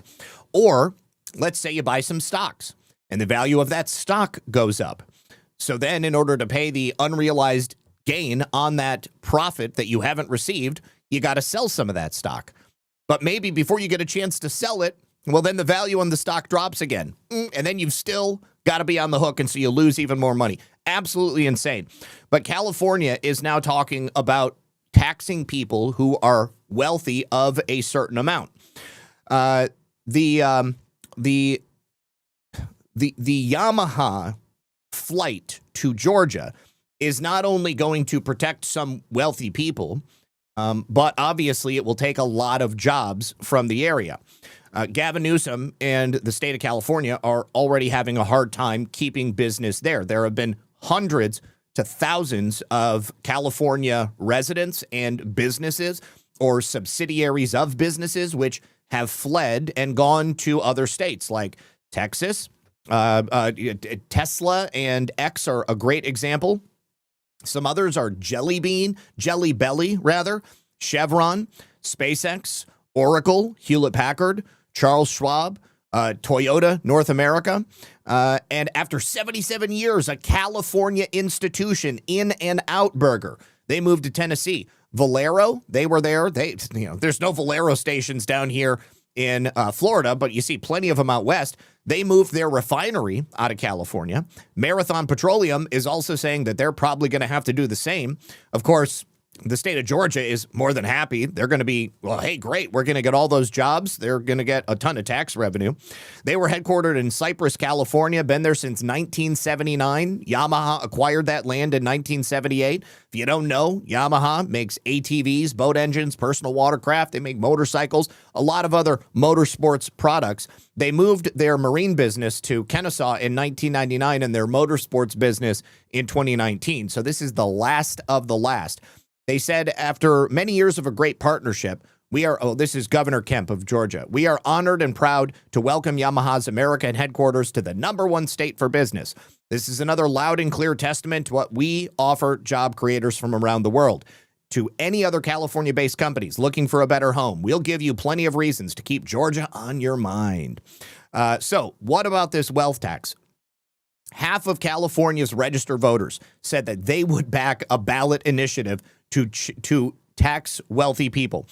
Bernie Sanders and Gavin Newsom both have said that they want to do this wealth tax. They would implement a one-time tax on the state's ultra-wealthy residents, according to UC Berkeley. The poll found that 50% of respondents support this so-called Billionaire Tax Act, a 5% tax on billionaires. 41% strongly support it. 9% say they somewhat support it. Just over a quarter of voters, 28%, say they oppose it, with 5% who say they somewhat oppose it and 22% strongly oppose it. Now, this is not the only business to flee from the left coast. Starbucks is also leaving Seattle. Can you guys imagine? Starbucks came up in Seattle. They were huge employers there. It's not just Starbucks corporate. It's also going to be Howard Schultz and his entire family. So they announced this yesterday. They're going to be moving down here to Miami. And it was just a couple of hours after the state of Washington passed their own millionaires tax. He said in an announcement, and actually I'd like to read the entire thing because he goes into quite a bit of detail. Okay, where is it? Oh, you know what? It's a LinkedIn post. Dang it. Let me see if I can get to it. All right. Howard Schultz said, and nobody goes on LinkedIn, so I don't know why he posted it here. 44 years ago, Sherry and I made the cross-country trip from New York to Seattle in our 1979 Audi, along with Jonas, our golden retriever. We were starting a new life. Sherry would be the breadwinner in the family, taking on a career in design, and I started a new job on September 7th, 1982, at a place called Starbucks. Back then, the Pike Place Starbucks only sold whole bean coffee. Today, it's the most visited Starbucks in the world. The history of the company is bound up in the very foundation, walls, and floorboards of our first store in the city's historic market. The spirit of continuing forward has long underpinned our approach to life in business, in philanthropy, and most importantly, as a family. For those of you who know us well, we have entered the retirement phase of our lives, a term we are both just getting used to. Last year, we traveled to a dozen places around the world, places we were too busy to see when building Starbucks and raising kids. And we have moved to Miami for our next adventure together. We are enjoying the sunshine of South Florida and its allure to our kids on the East Coast as they raise their own families. Like many other Seattle-based companies, Starbucks today stands on the shoulders of many Pacific Northwesterners who built the company. They help shape the culture, the benefits, and the brand, contributing to the civic, community, and public life of the city and state. It's our hope that Washington will remain a place for business and entrepreneurship to thrive, creating essential opportunity for those in Seattle and in the surrounding areas. Over the years, as Sherry and I grew our family and built Starbucks globally, we were witness to the astonishing development of Seattle. We focused on doing our part to help those at risk and facing hard times in our city. In 1990, Sherry started the Schultz Family Foundation, launching critical work to help others in our community and beyond, work that has grown in scale and impact with each passing year. We have entrusted the leadership of the foundation to our dear friend Vivek Varma with a mandate to accelerate our philanthropic investments to drive meaningful change. While our private family office will move to Miami, the foundation will continue operations in Seattle. We will forever be grateful to the memories made in Seattle and the relationships built along the way. So obviously, Howard wants to avoid paying that millionaire's tax. And the legislators in Washington are just going to drive more people out of there. How long is it going to be before Starbucks itself is forced to leave Seattle? I've never been to Seattle, all right, but I've known some people who live there. I know some people who are in the area right now, and I have seen enough video and images of what's going on in Seattle to know that it's a shithole, and I don't want to be there, and I certainly would not want to have a business there. All right, Sherman 2009 says, Zach, this is happening in Canada right now. Plus, Governor Carney just passed a censorship bill like England. I am so sorry to hear that. So, yes, I had heard that much the same was going to be happening in Canada. It's not the only place. Virginia right now is currently doing something very similar. So there are a whole bunch of liberal areas in the country that are going to essentially put themselves into extinction as a result of this bad policy. It's not going to do anything to help the situation. It's going to move business and money out of their states, and it will hopefully show the people who remain that their answer is not to elect these freaking morons. Now, of course, election, selection really doesn't matter much when the elections are still fake and gay, and that, of course, is the topic of our next story.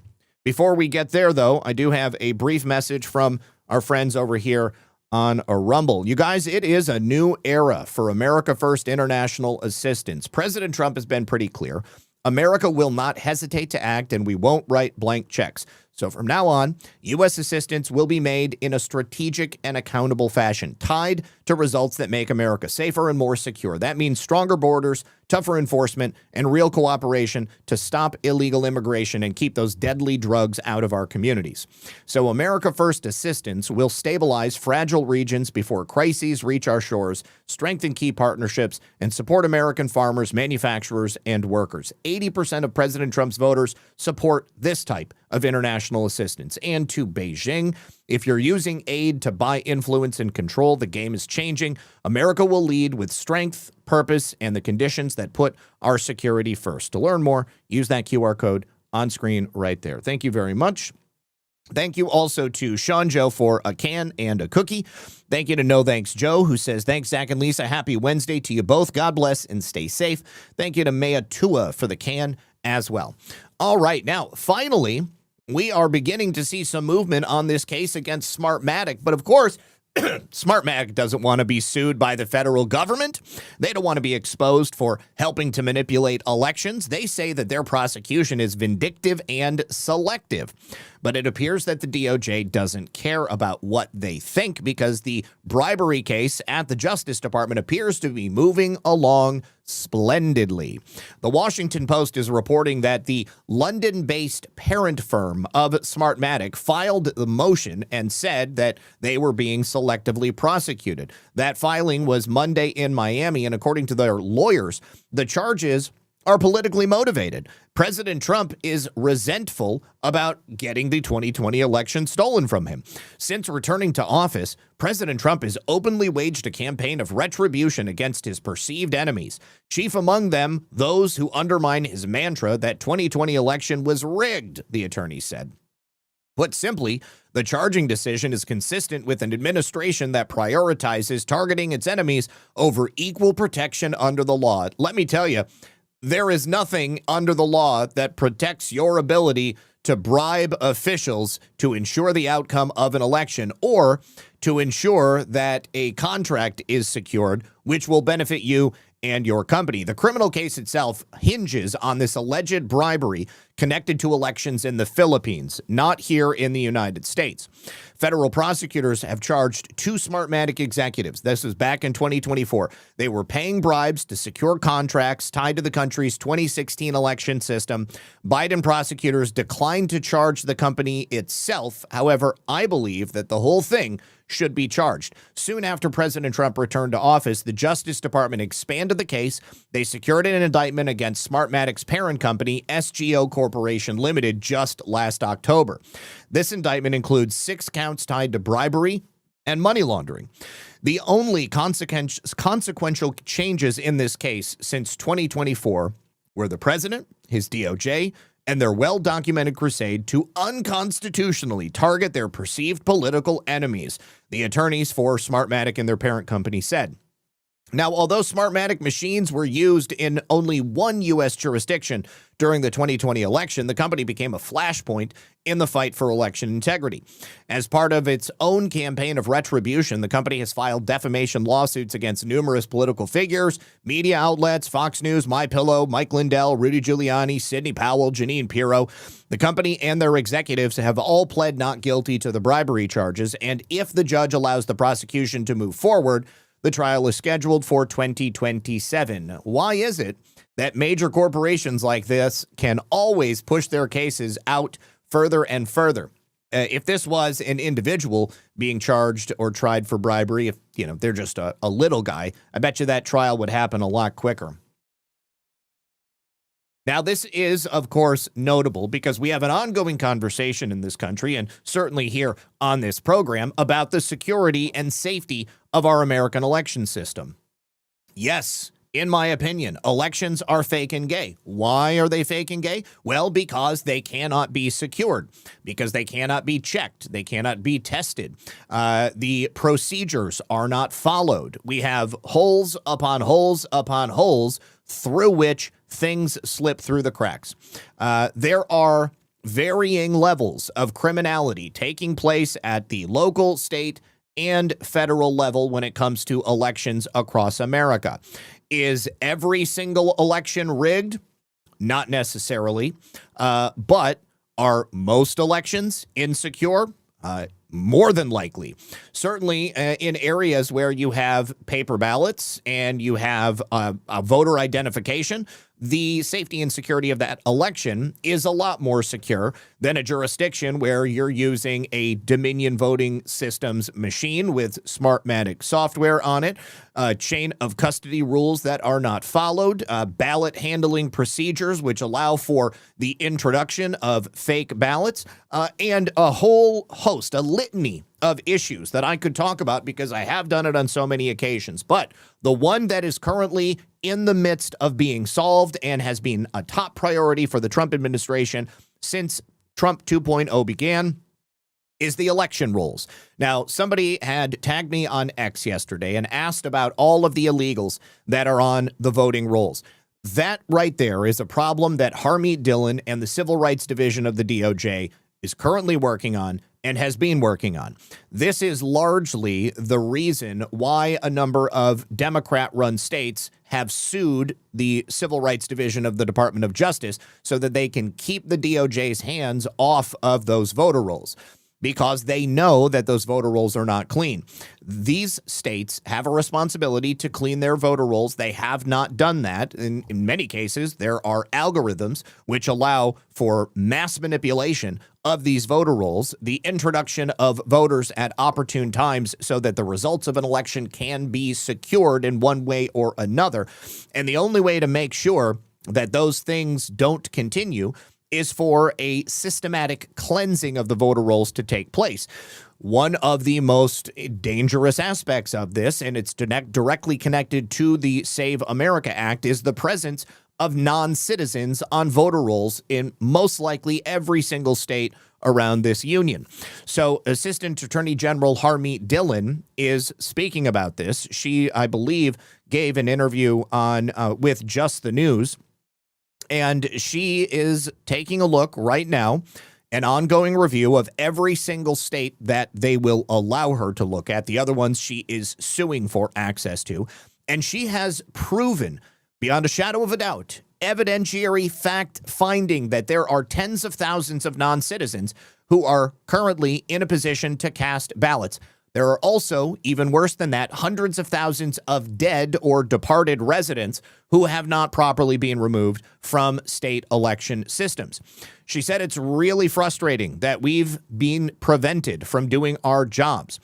She says state election officials, federal judges have worked overtime to block her and her office from being able to carry out this historic effort to both obtain and review the voter rolls in every single state. This is something that the administration has made a commitment to complete before the 2026 midterm. She gave an early accounting of this initiative, disclosing a wide-ranging interview with Just the News, and she said that the 16 states, only 16 out of 50 that have turned over their voter rolls to the DOJ or whom have signed a memorandum of understanding to provide the data, while the other 29 are currently facing litigation to compel them to turn over the lists. She said, we want every American citizen to feel confident in voting and feel confident in the outcome of that election. That's why we're undertaking this massive project. While having access to less than half the state's election databases, she's already found deeply disturbing statistics that are only bound to get worse as we take a look at these other 29 states. In those 16 states, finding tens of thousands of non-citizens on the voter rolls. Just imagine when she gets a look at California, at Michigan, Pennsylvania, you name it, all of the major Democrat-run states, you're probably going to find millions of illegal aliens on those voter rolls and many more millions of dead people that are still on those voter rolls. Hundreds of thousands of dead people on these voter rolls in the 16 states. Right there, that is enough to account for a margin of victory in a presidential election or in any election that is held in a jurisdiction where those voters are on the rolls. Earlier this month, we talked about this the other day. The DOJ announced the indictment of an illegal alien who had been voting in Pennsylvania. The last 7 federal elections in Pennsylvania. And then there is the guy from Mauritania, Mahdi Sacco. He came to the U.S. illegally, and he registered to vote. He was arrested by Immigration and Customs Enforcement by the FBI in Philadelphia. He's been charged with voter fraud. This criminal illegal alien committed a felony by voting in federal elections dating back to 2008. Illegal aliens are not supposed to vote. They should not be electing American leaders, she said. Our elections belong to American citizens, not foreign citizens. Congress must act to pass the SAVE Act immediately so we can secure our elections. She also revealed there are dozens more non-citizens who the DOJ has already confirmed have voted illegally. But those cases have yet to be prosecuted because the U.S. Senate has not confirmed U.S. attorneys in many jurisdictions. Many people have wondered, why are we not seeing more prosecutions? And I've answered that question before. Because if there's no U.S. attorney that's in place, then that leaves that entire office open for any of those cases to get tossed out. Look what happened in the Eastern District of Virginia. Look what happened in New York.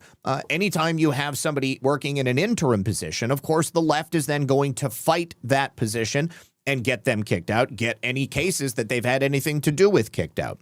For every person that we've seen a story about, I know of dozens and dozens more cases.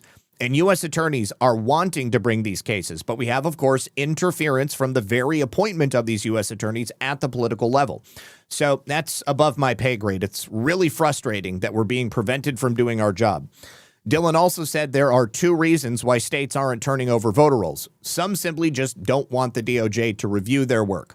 Others are afraid of being sued by Democrat voting rights lawyers like Mark Elias, the former pit bull for Hillary Clinton, or perhaps future Democratic presidential administrations. You might ask, why don't the states clean these rolls up themselves? Well, sometimes it's just inefficiency, but more times it's actually states wanting to clean up their voter rolls, and Mark Elias's of the world, they come forward. Even the DOJ under Biden, they would sue to stop them from cleaning up their own voter rolls. And so, I don't blame states in a way because it's whiplash. Suddenly the federal government is saying, please do your jobs. A year ago, they were saying, please don't do your jobs. But the SAVE Act would, of course, ensure that anybody who votes must vote using proof of their citizenship. It doesn't take care of the problem of electronic voting machines. I think that needs to be tacked on there. Paper ballots, obviously that has to be taped on there.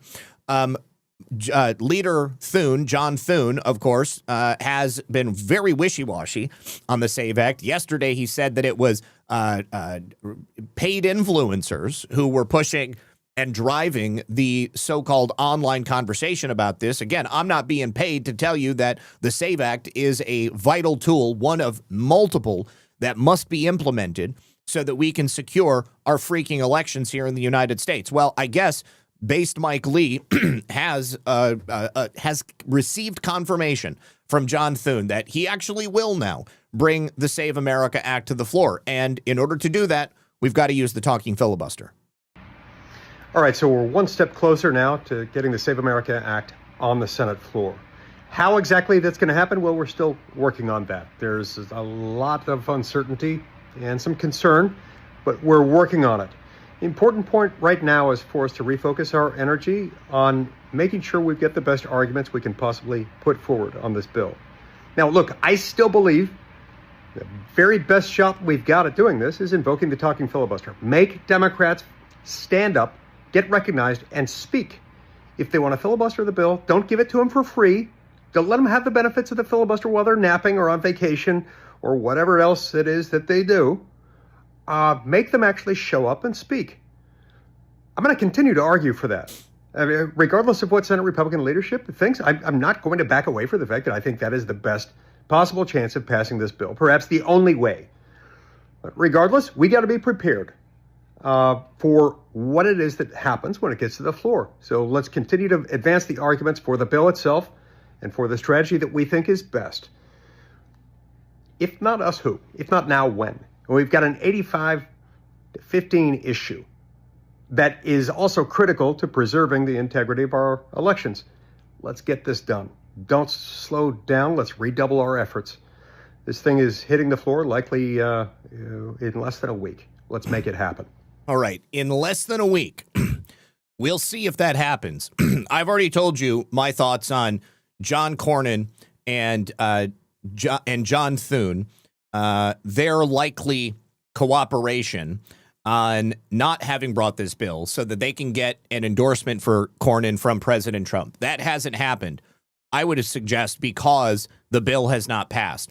Now, I guess John Cornyn actually wrote an op-ed to the New York Post saying that he approves the use of the talking filibuster. And a reporter caught up with him on Capitol Hill, and it would appear that he didn't want to talk about this, which Brianna Morello believes means that he didn't actually write this article. It was probably a ghostwriter because he had no knowledge. He couldn't speak to the points that were made in this article. But John Cornyn has never shown support for the talking filibuster. This is another example of him attempting to secure his political future.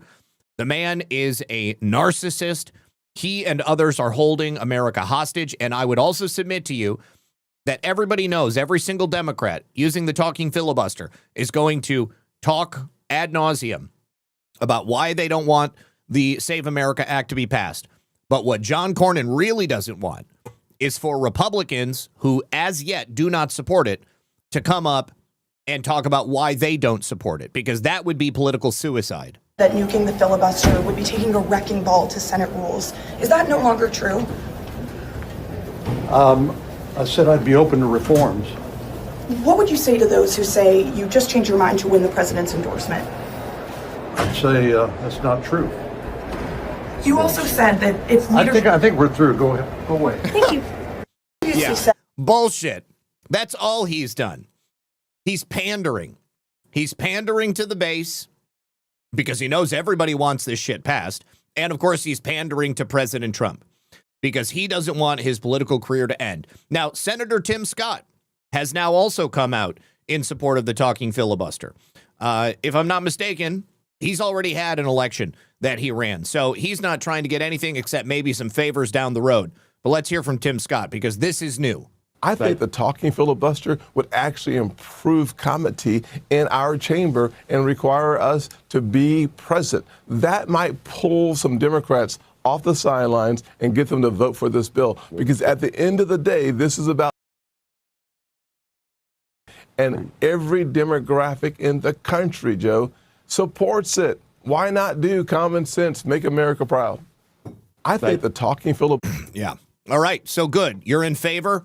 It makes perfect sense. If they're about to bring it to the floor, then we're going to need as many people as possible to be on board with it. But of course, there are a number of Republican senators who have yet to throw in their support for it. Now, President Trump had some harsh words for John Thune. Another alleged one of the reasons that Thune has not brought this bill forward yet is because they don't have the support. They don't have enough support to pass it. Well, President Trump says, you know what? He's the leader. If I want this passed, and I've already told you I'm not signing anything else until you get this to my desk, then you need to be a leader. Lead. Is Senator Thune listening to you when you say you want to pass the Save America Act? He says there aren't the votes to do it right now. What's your response? Well, he's got to be a leader, you know? If he's a leader, he's got to get him. It's the most popular bill I've ever seen put before Congress. And it's voter ID and it's voter... You have to be able to be a citizen to vote. It's called citizenship. And we're also adding in no men playing in women's sports, no transgender mutilization of our children, and no mail-in ballots, fake mail-in ballots. We have none of that, except in the case of the military, etc. It is the Save America Act. It's the most popular bill I think I've ever put before Congress. So if this does come to the floor by Wednesday of next week, obviously it's going to be a big deal. But I caution everyone, I want to continue to make you aware that this is not going to be the magic bullet. This is not going to be the golden ticket. There is still more work that needs to be done. Several good aspects to the bill. But electronic voting machines are still a huge problem, and the voter registration lists for every state, that's got to be taken care of before we get to the midterms. Now, Chuck Schumer, of course, is not in favor of the Save America Act. Up until this point, he said that it's Jim Crow 2.0. But now he's actually giving up the real reason why he doesn't want this to pass, because it would strip some 20 million people of the ability to vote. Why? Because those people are illegal aliens. All right. Those are the people that we're trying to get off the voter rolls right now. So Chuck Schumer criticizing the Save America Act, claiming that the legislation would purge millions from the voter rolls. The only people it would purge from the voter rolls are non-citizens.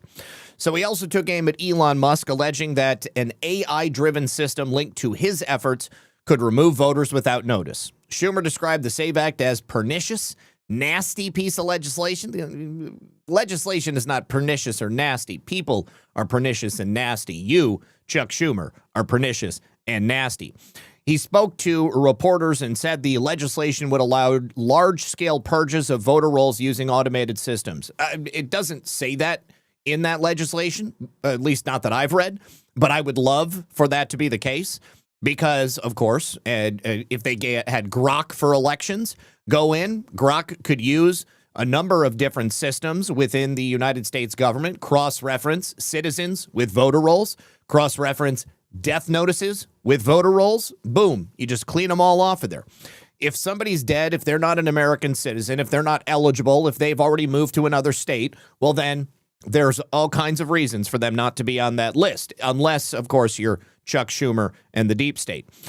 He said, using an AI system set up by Musk and Doge so you could show up at the polling place this November and they'd say you're no longer on the polls. They don't even notify you of it.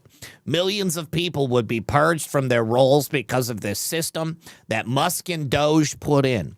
You wouldn't be notified. You'd show up at the polling place and they'd say, sorry, Mrs. Jones. Sorry, Mr. Smith, Miss Smith. You're not on the rolls anymore. They don't even notify you. Again, I have never heard of this system. I'm fully in favor of it.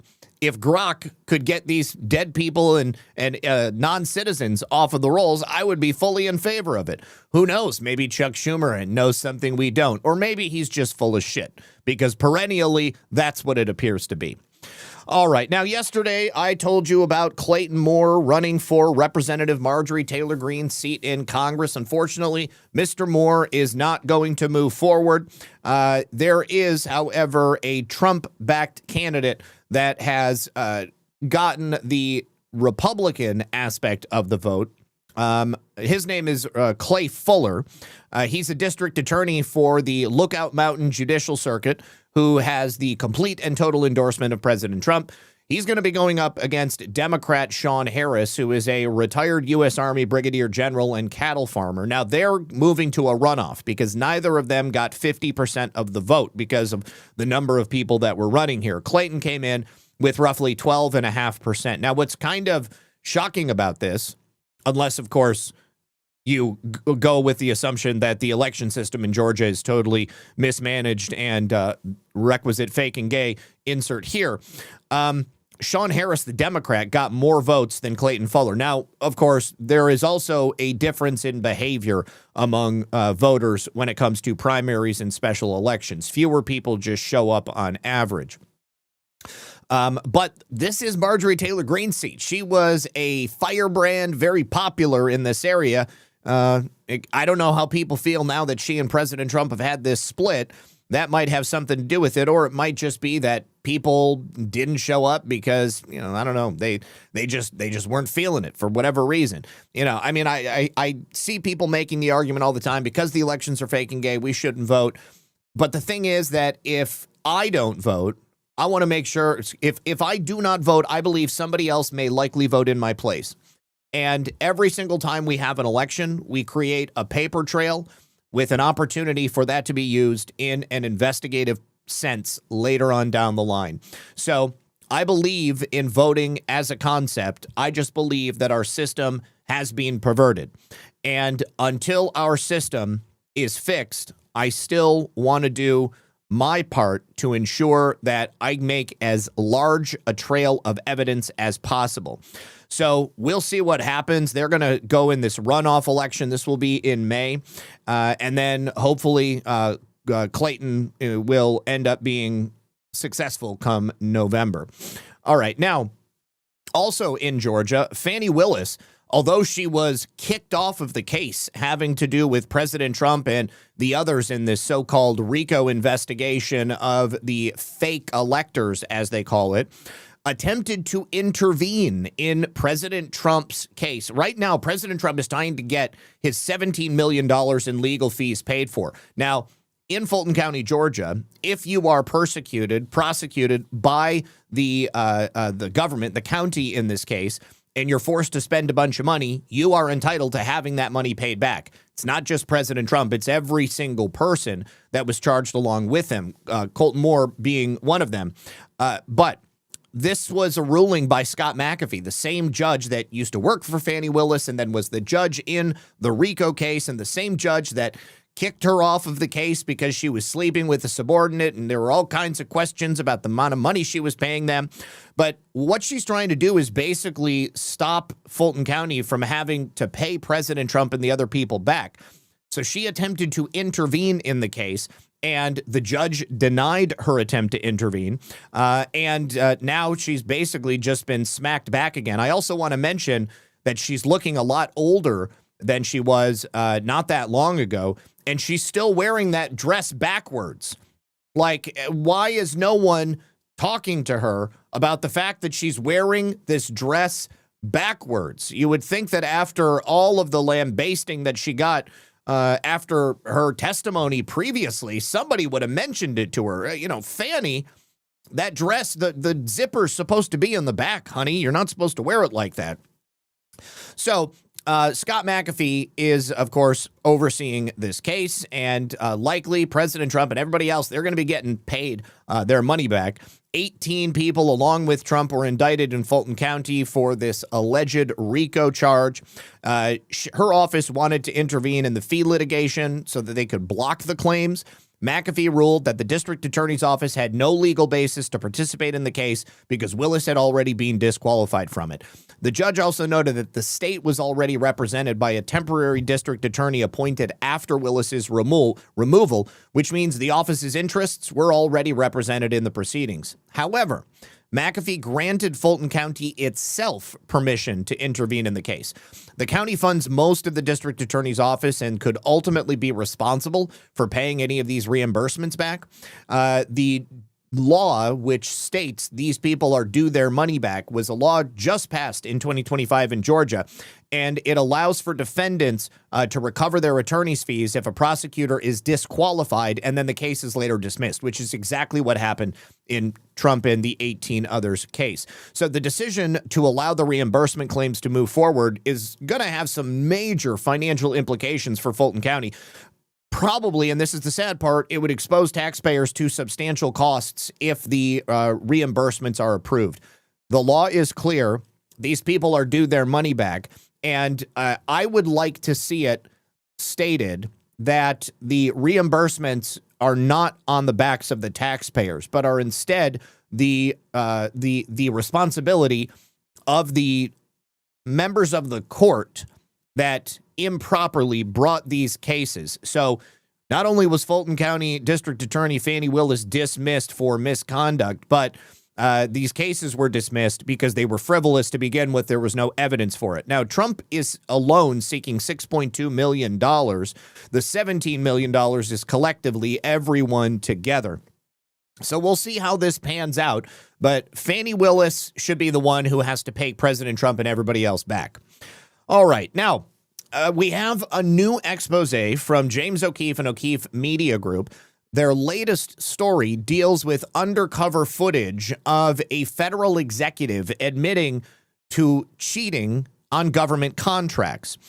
This is a video of a Chenega and Cherokee federal executive admitting that Native-owned firms are cheating the U.S. government for contracts, and then they outsource the work so that they can collect millions. This is now the second time that James O'Keefe has been able to get this admission, this type of admission on the record. The executive in question is Ricky Longhurst. He's a senior account executive at Cherokee Federal, and he told the undercover OMG journalist that companies are claiming native ownership so that they can then cheat the government. Mike Montgomery is a Chenega architecture and design president, and he disclosed the revenue split. He said, we give 37% back to the tribe for infrastructure, 63% goes back to the business. So how do you do that? Because you don't look native, the OMG journalist said. And he said, no, I'm not native. No. They hire business executives that understand the federal marketplace, but the board members are all Alaskans in the Chenega tribe. So from James O'Keefe and O'Keefe Media Group, previous undercover footage, ATI Government Solutions contract manager Melaine Cromwell admitted we only do 20%. The rest goes to the subs.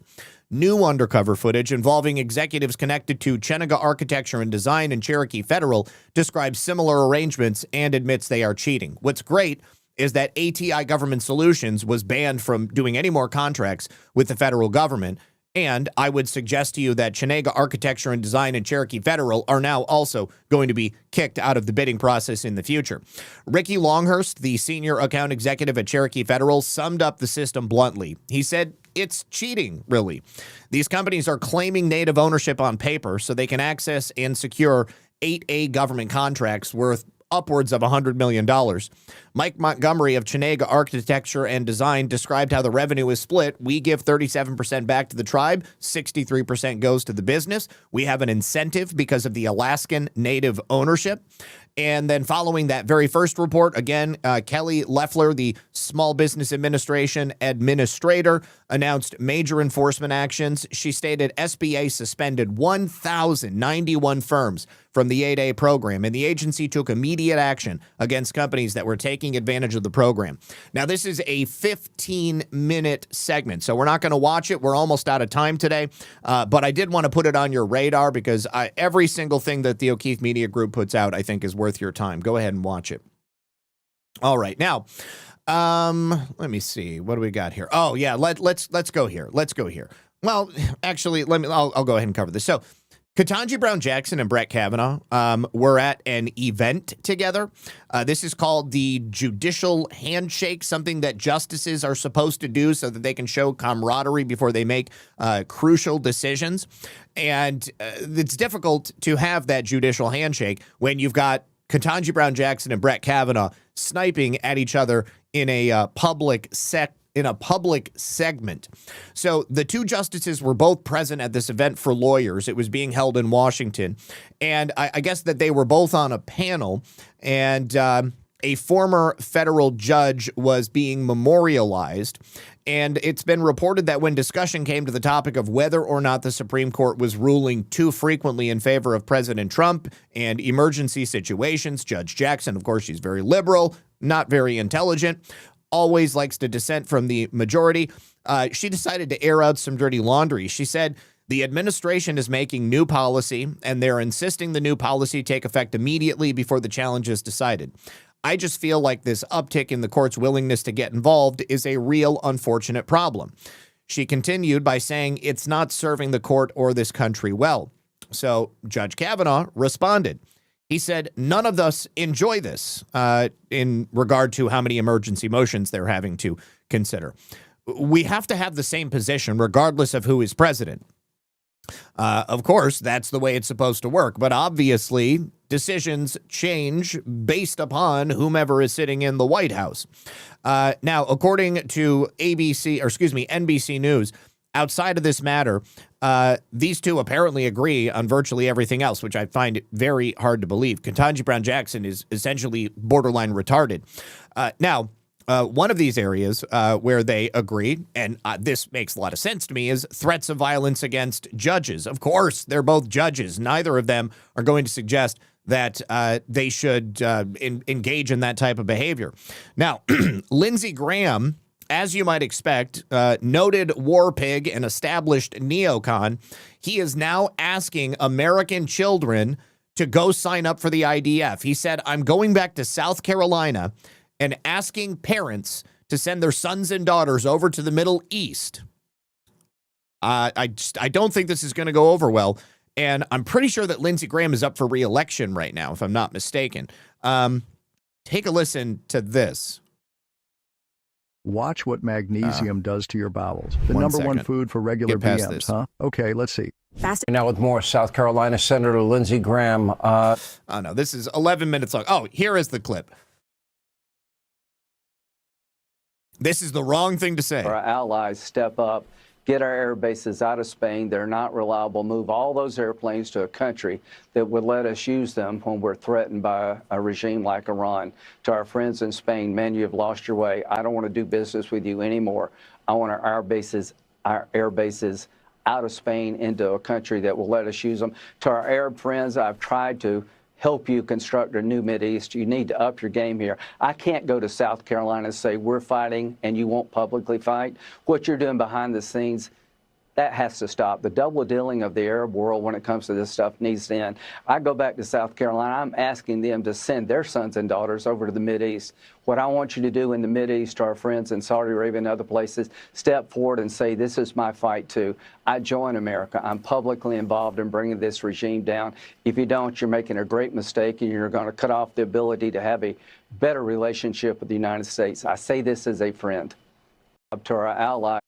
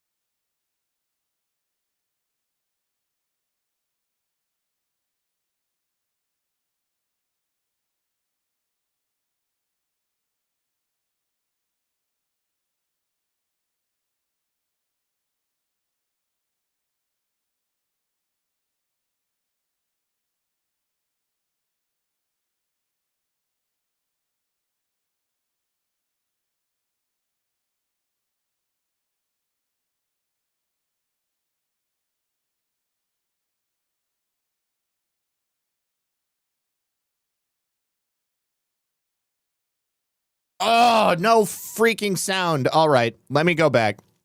All right, so what I was saying is no.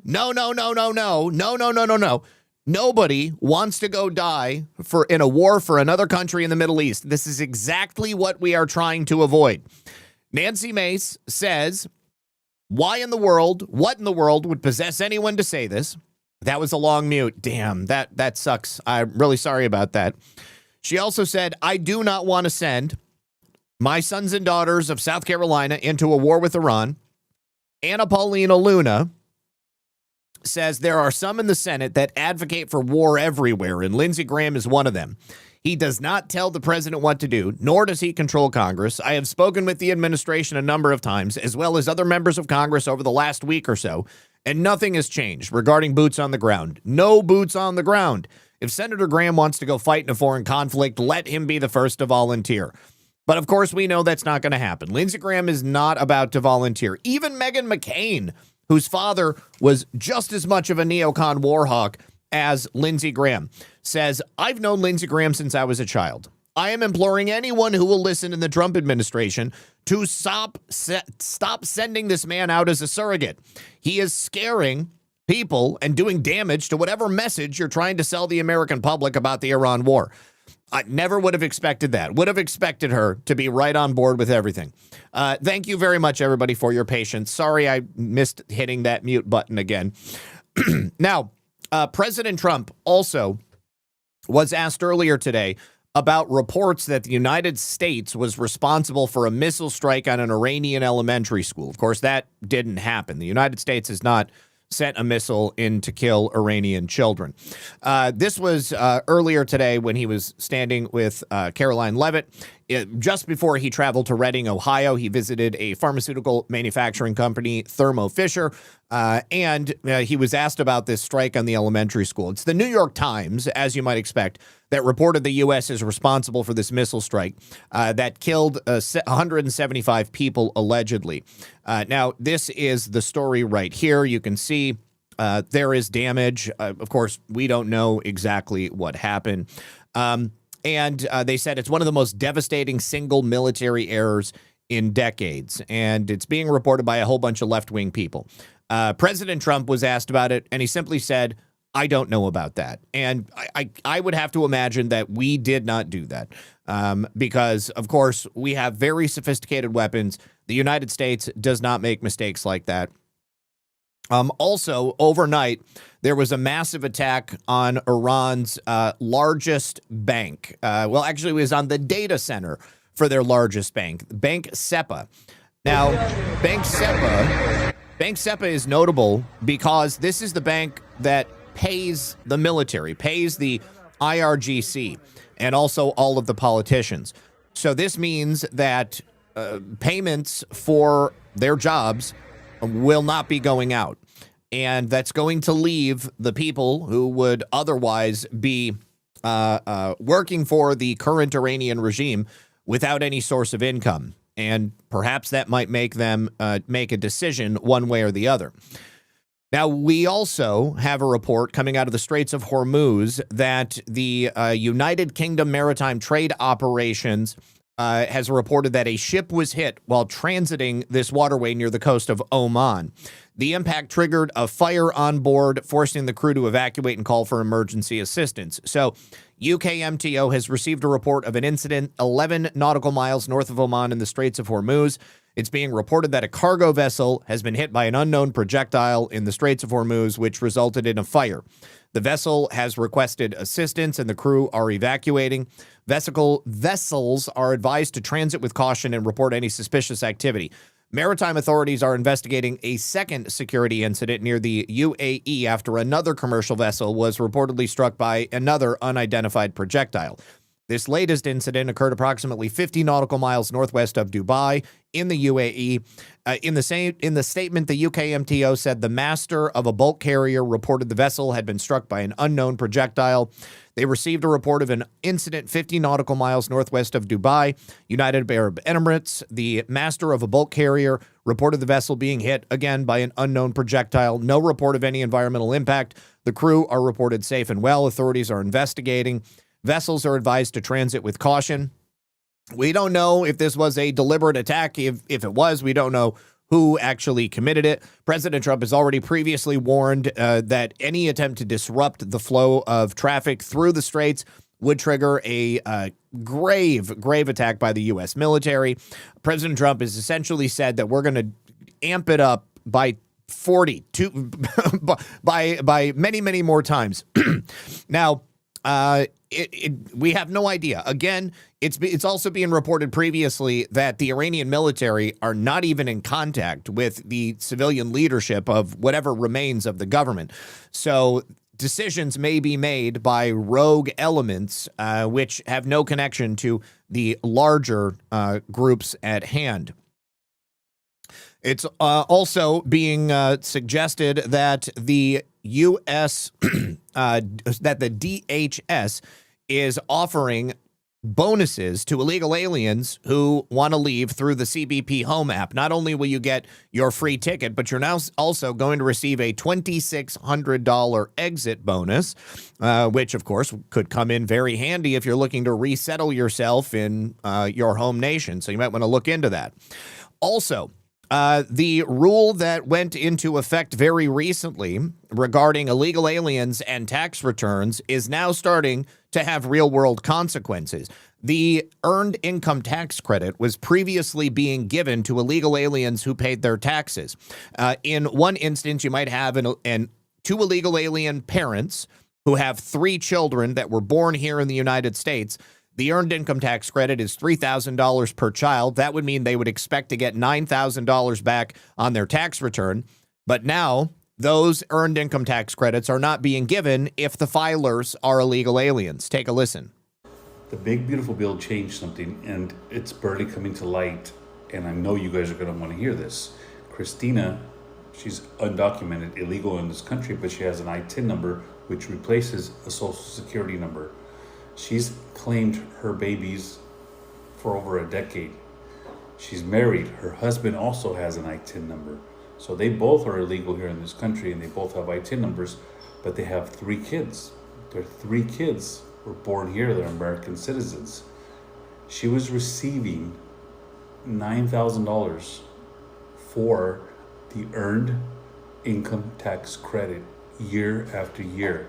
And now she's complaining because they filed their taxes and they're getting 0. And she's not happy about that because her kids are American citizens again. Here, that lost. Oh, that's too bad, but I am very, very happy to hear it. I also wanted to bring you news about a large FBI raid. Homeland Security investigations and federal authorities have just executed a search warrant in Lewiston, Maine. Agents raided a behavioral health organization on Tuesday morning. This is the culmination of a sprawling federal investigation into a multi-million-dollar Medicaid translator scheme and tax fraud conspiracy. The name of the business was Bright Future Healthier You, LLC. They were located in the heart of Little Mogadishu, right there in the commercial district at 95 Park Street.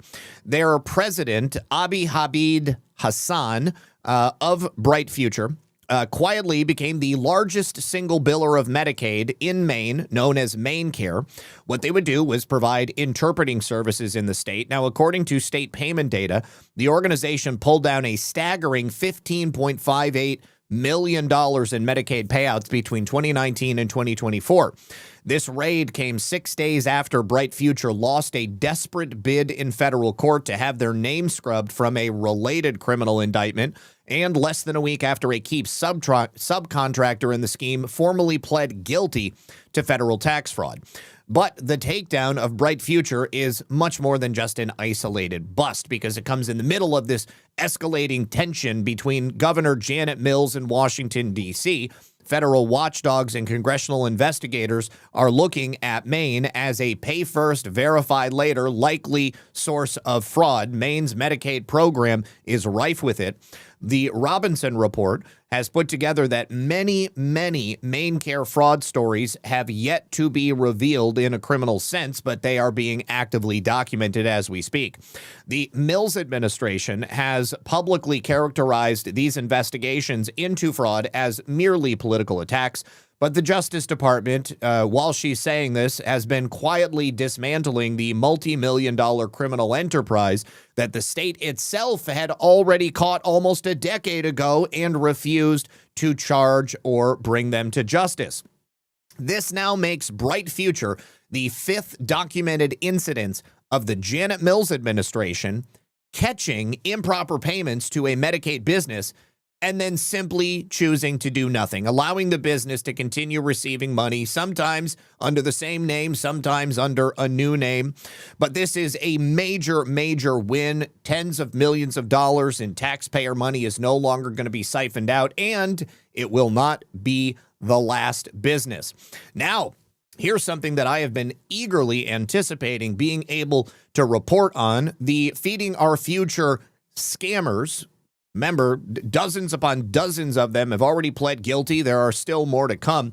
Many of them used the money they stole to purchase palatial estates like this $2.1 million home that you see before you, with a beautiful in-ground swimming pool and a whole bunch of acreage for them to play on, beautiful outdoor pool furniture. You've got this awesome little bump out right here. I don't even know how big it is, but it's a big ass home, and it's certainly far above the means of somebody who is not scamming the government. One of the questions I had, because until very recently, none of these properties had been repossessed by the federal government. Well, now they are actually being taken, and the government is actively attempting to get their money back.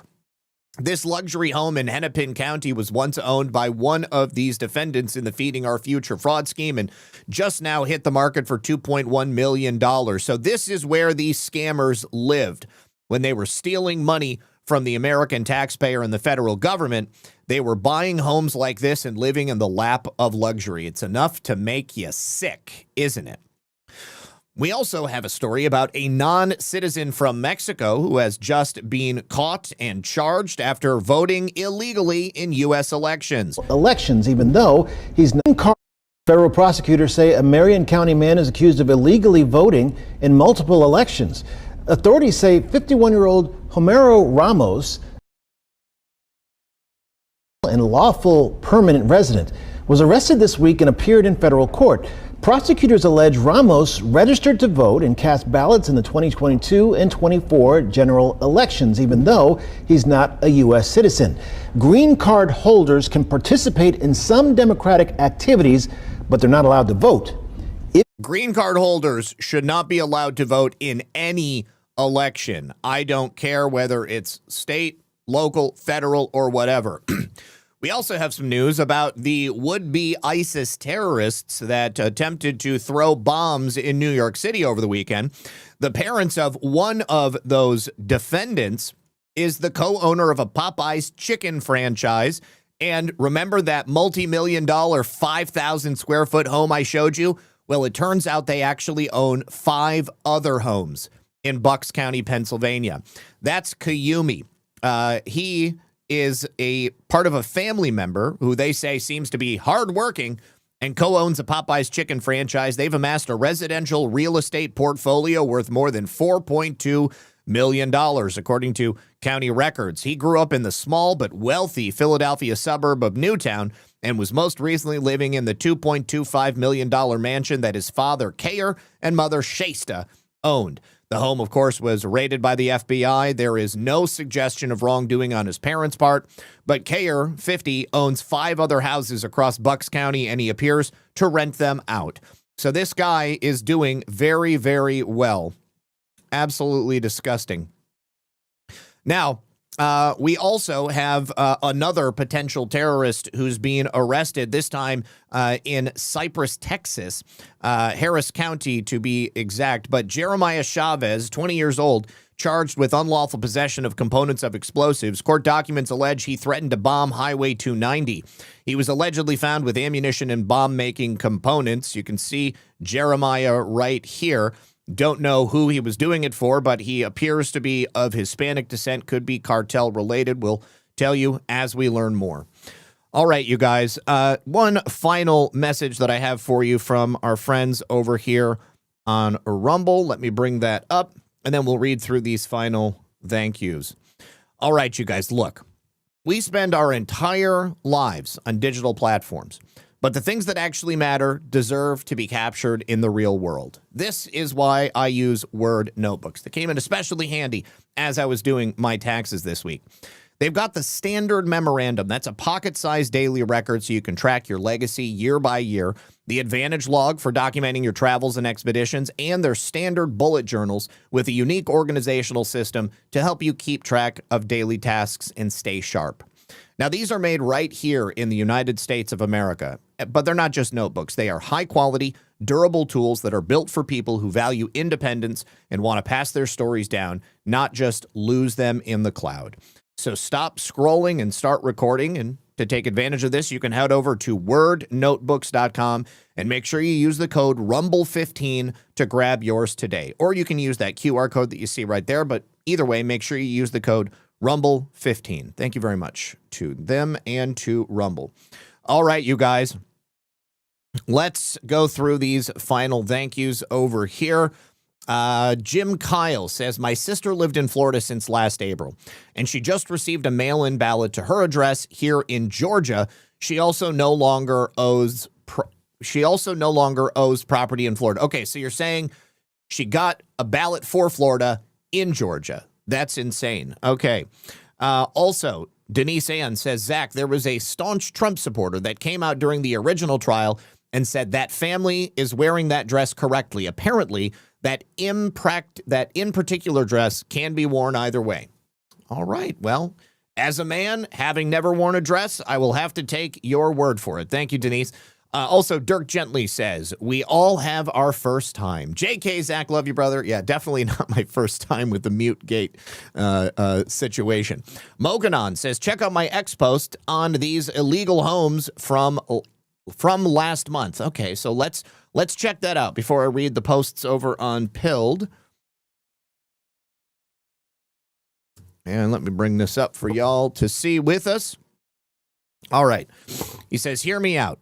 What if we auctioned off all illegal properties once deported, if owned, but not allowed first-time home buyers the ability to bid on it? Yeah, we talked about this when you posted it, Mokanon.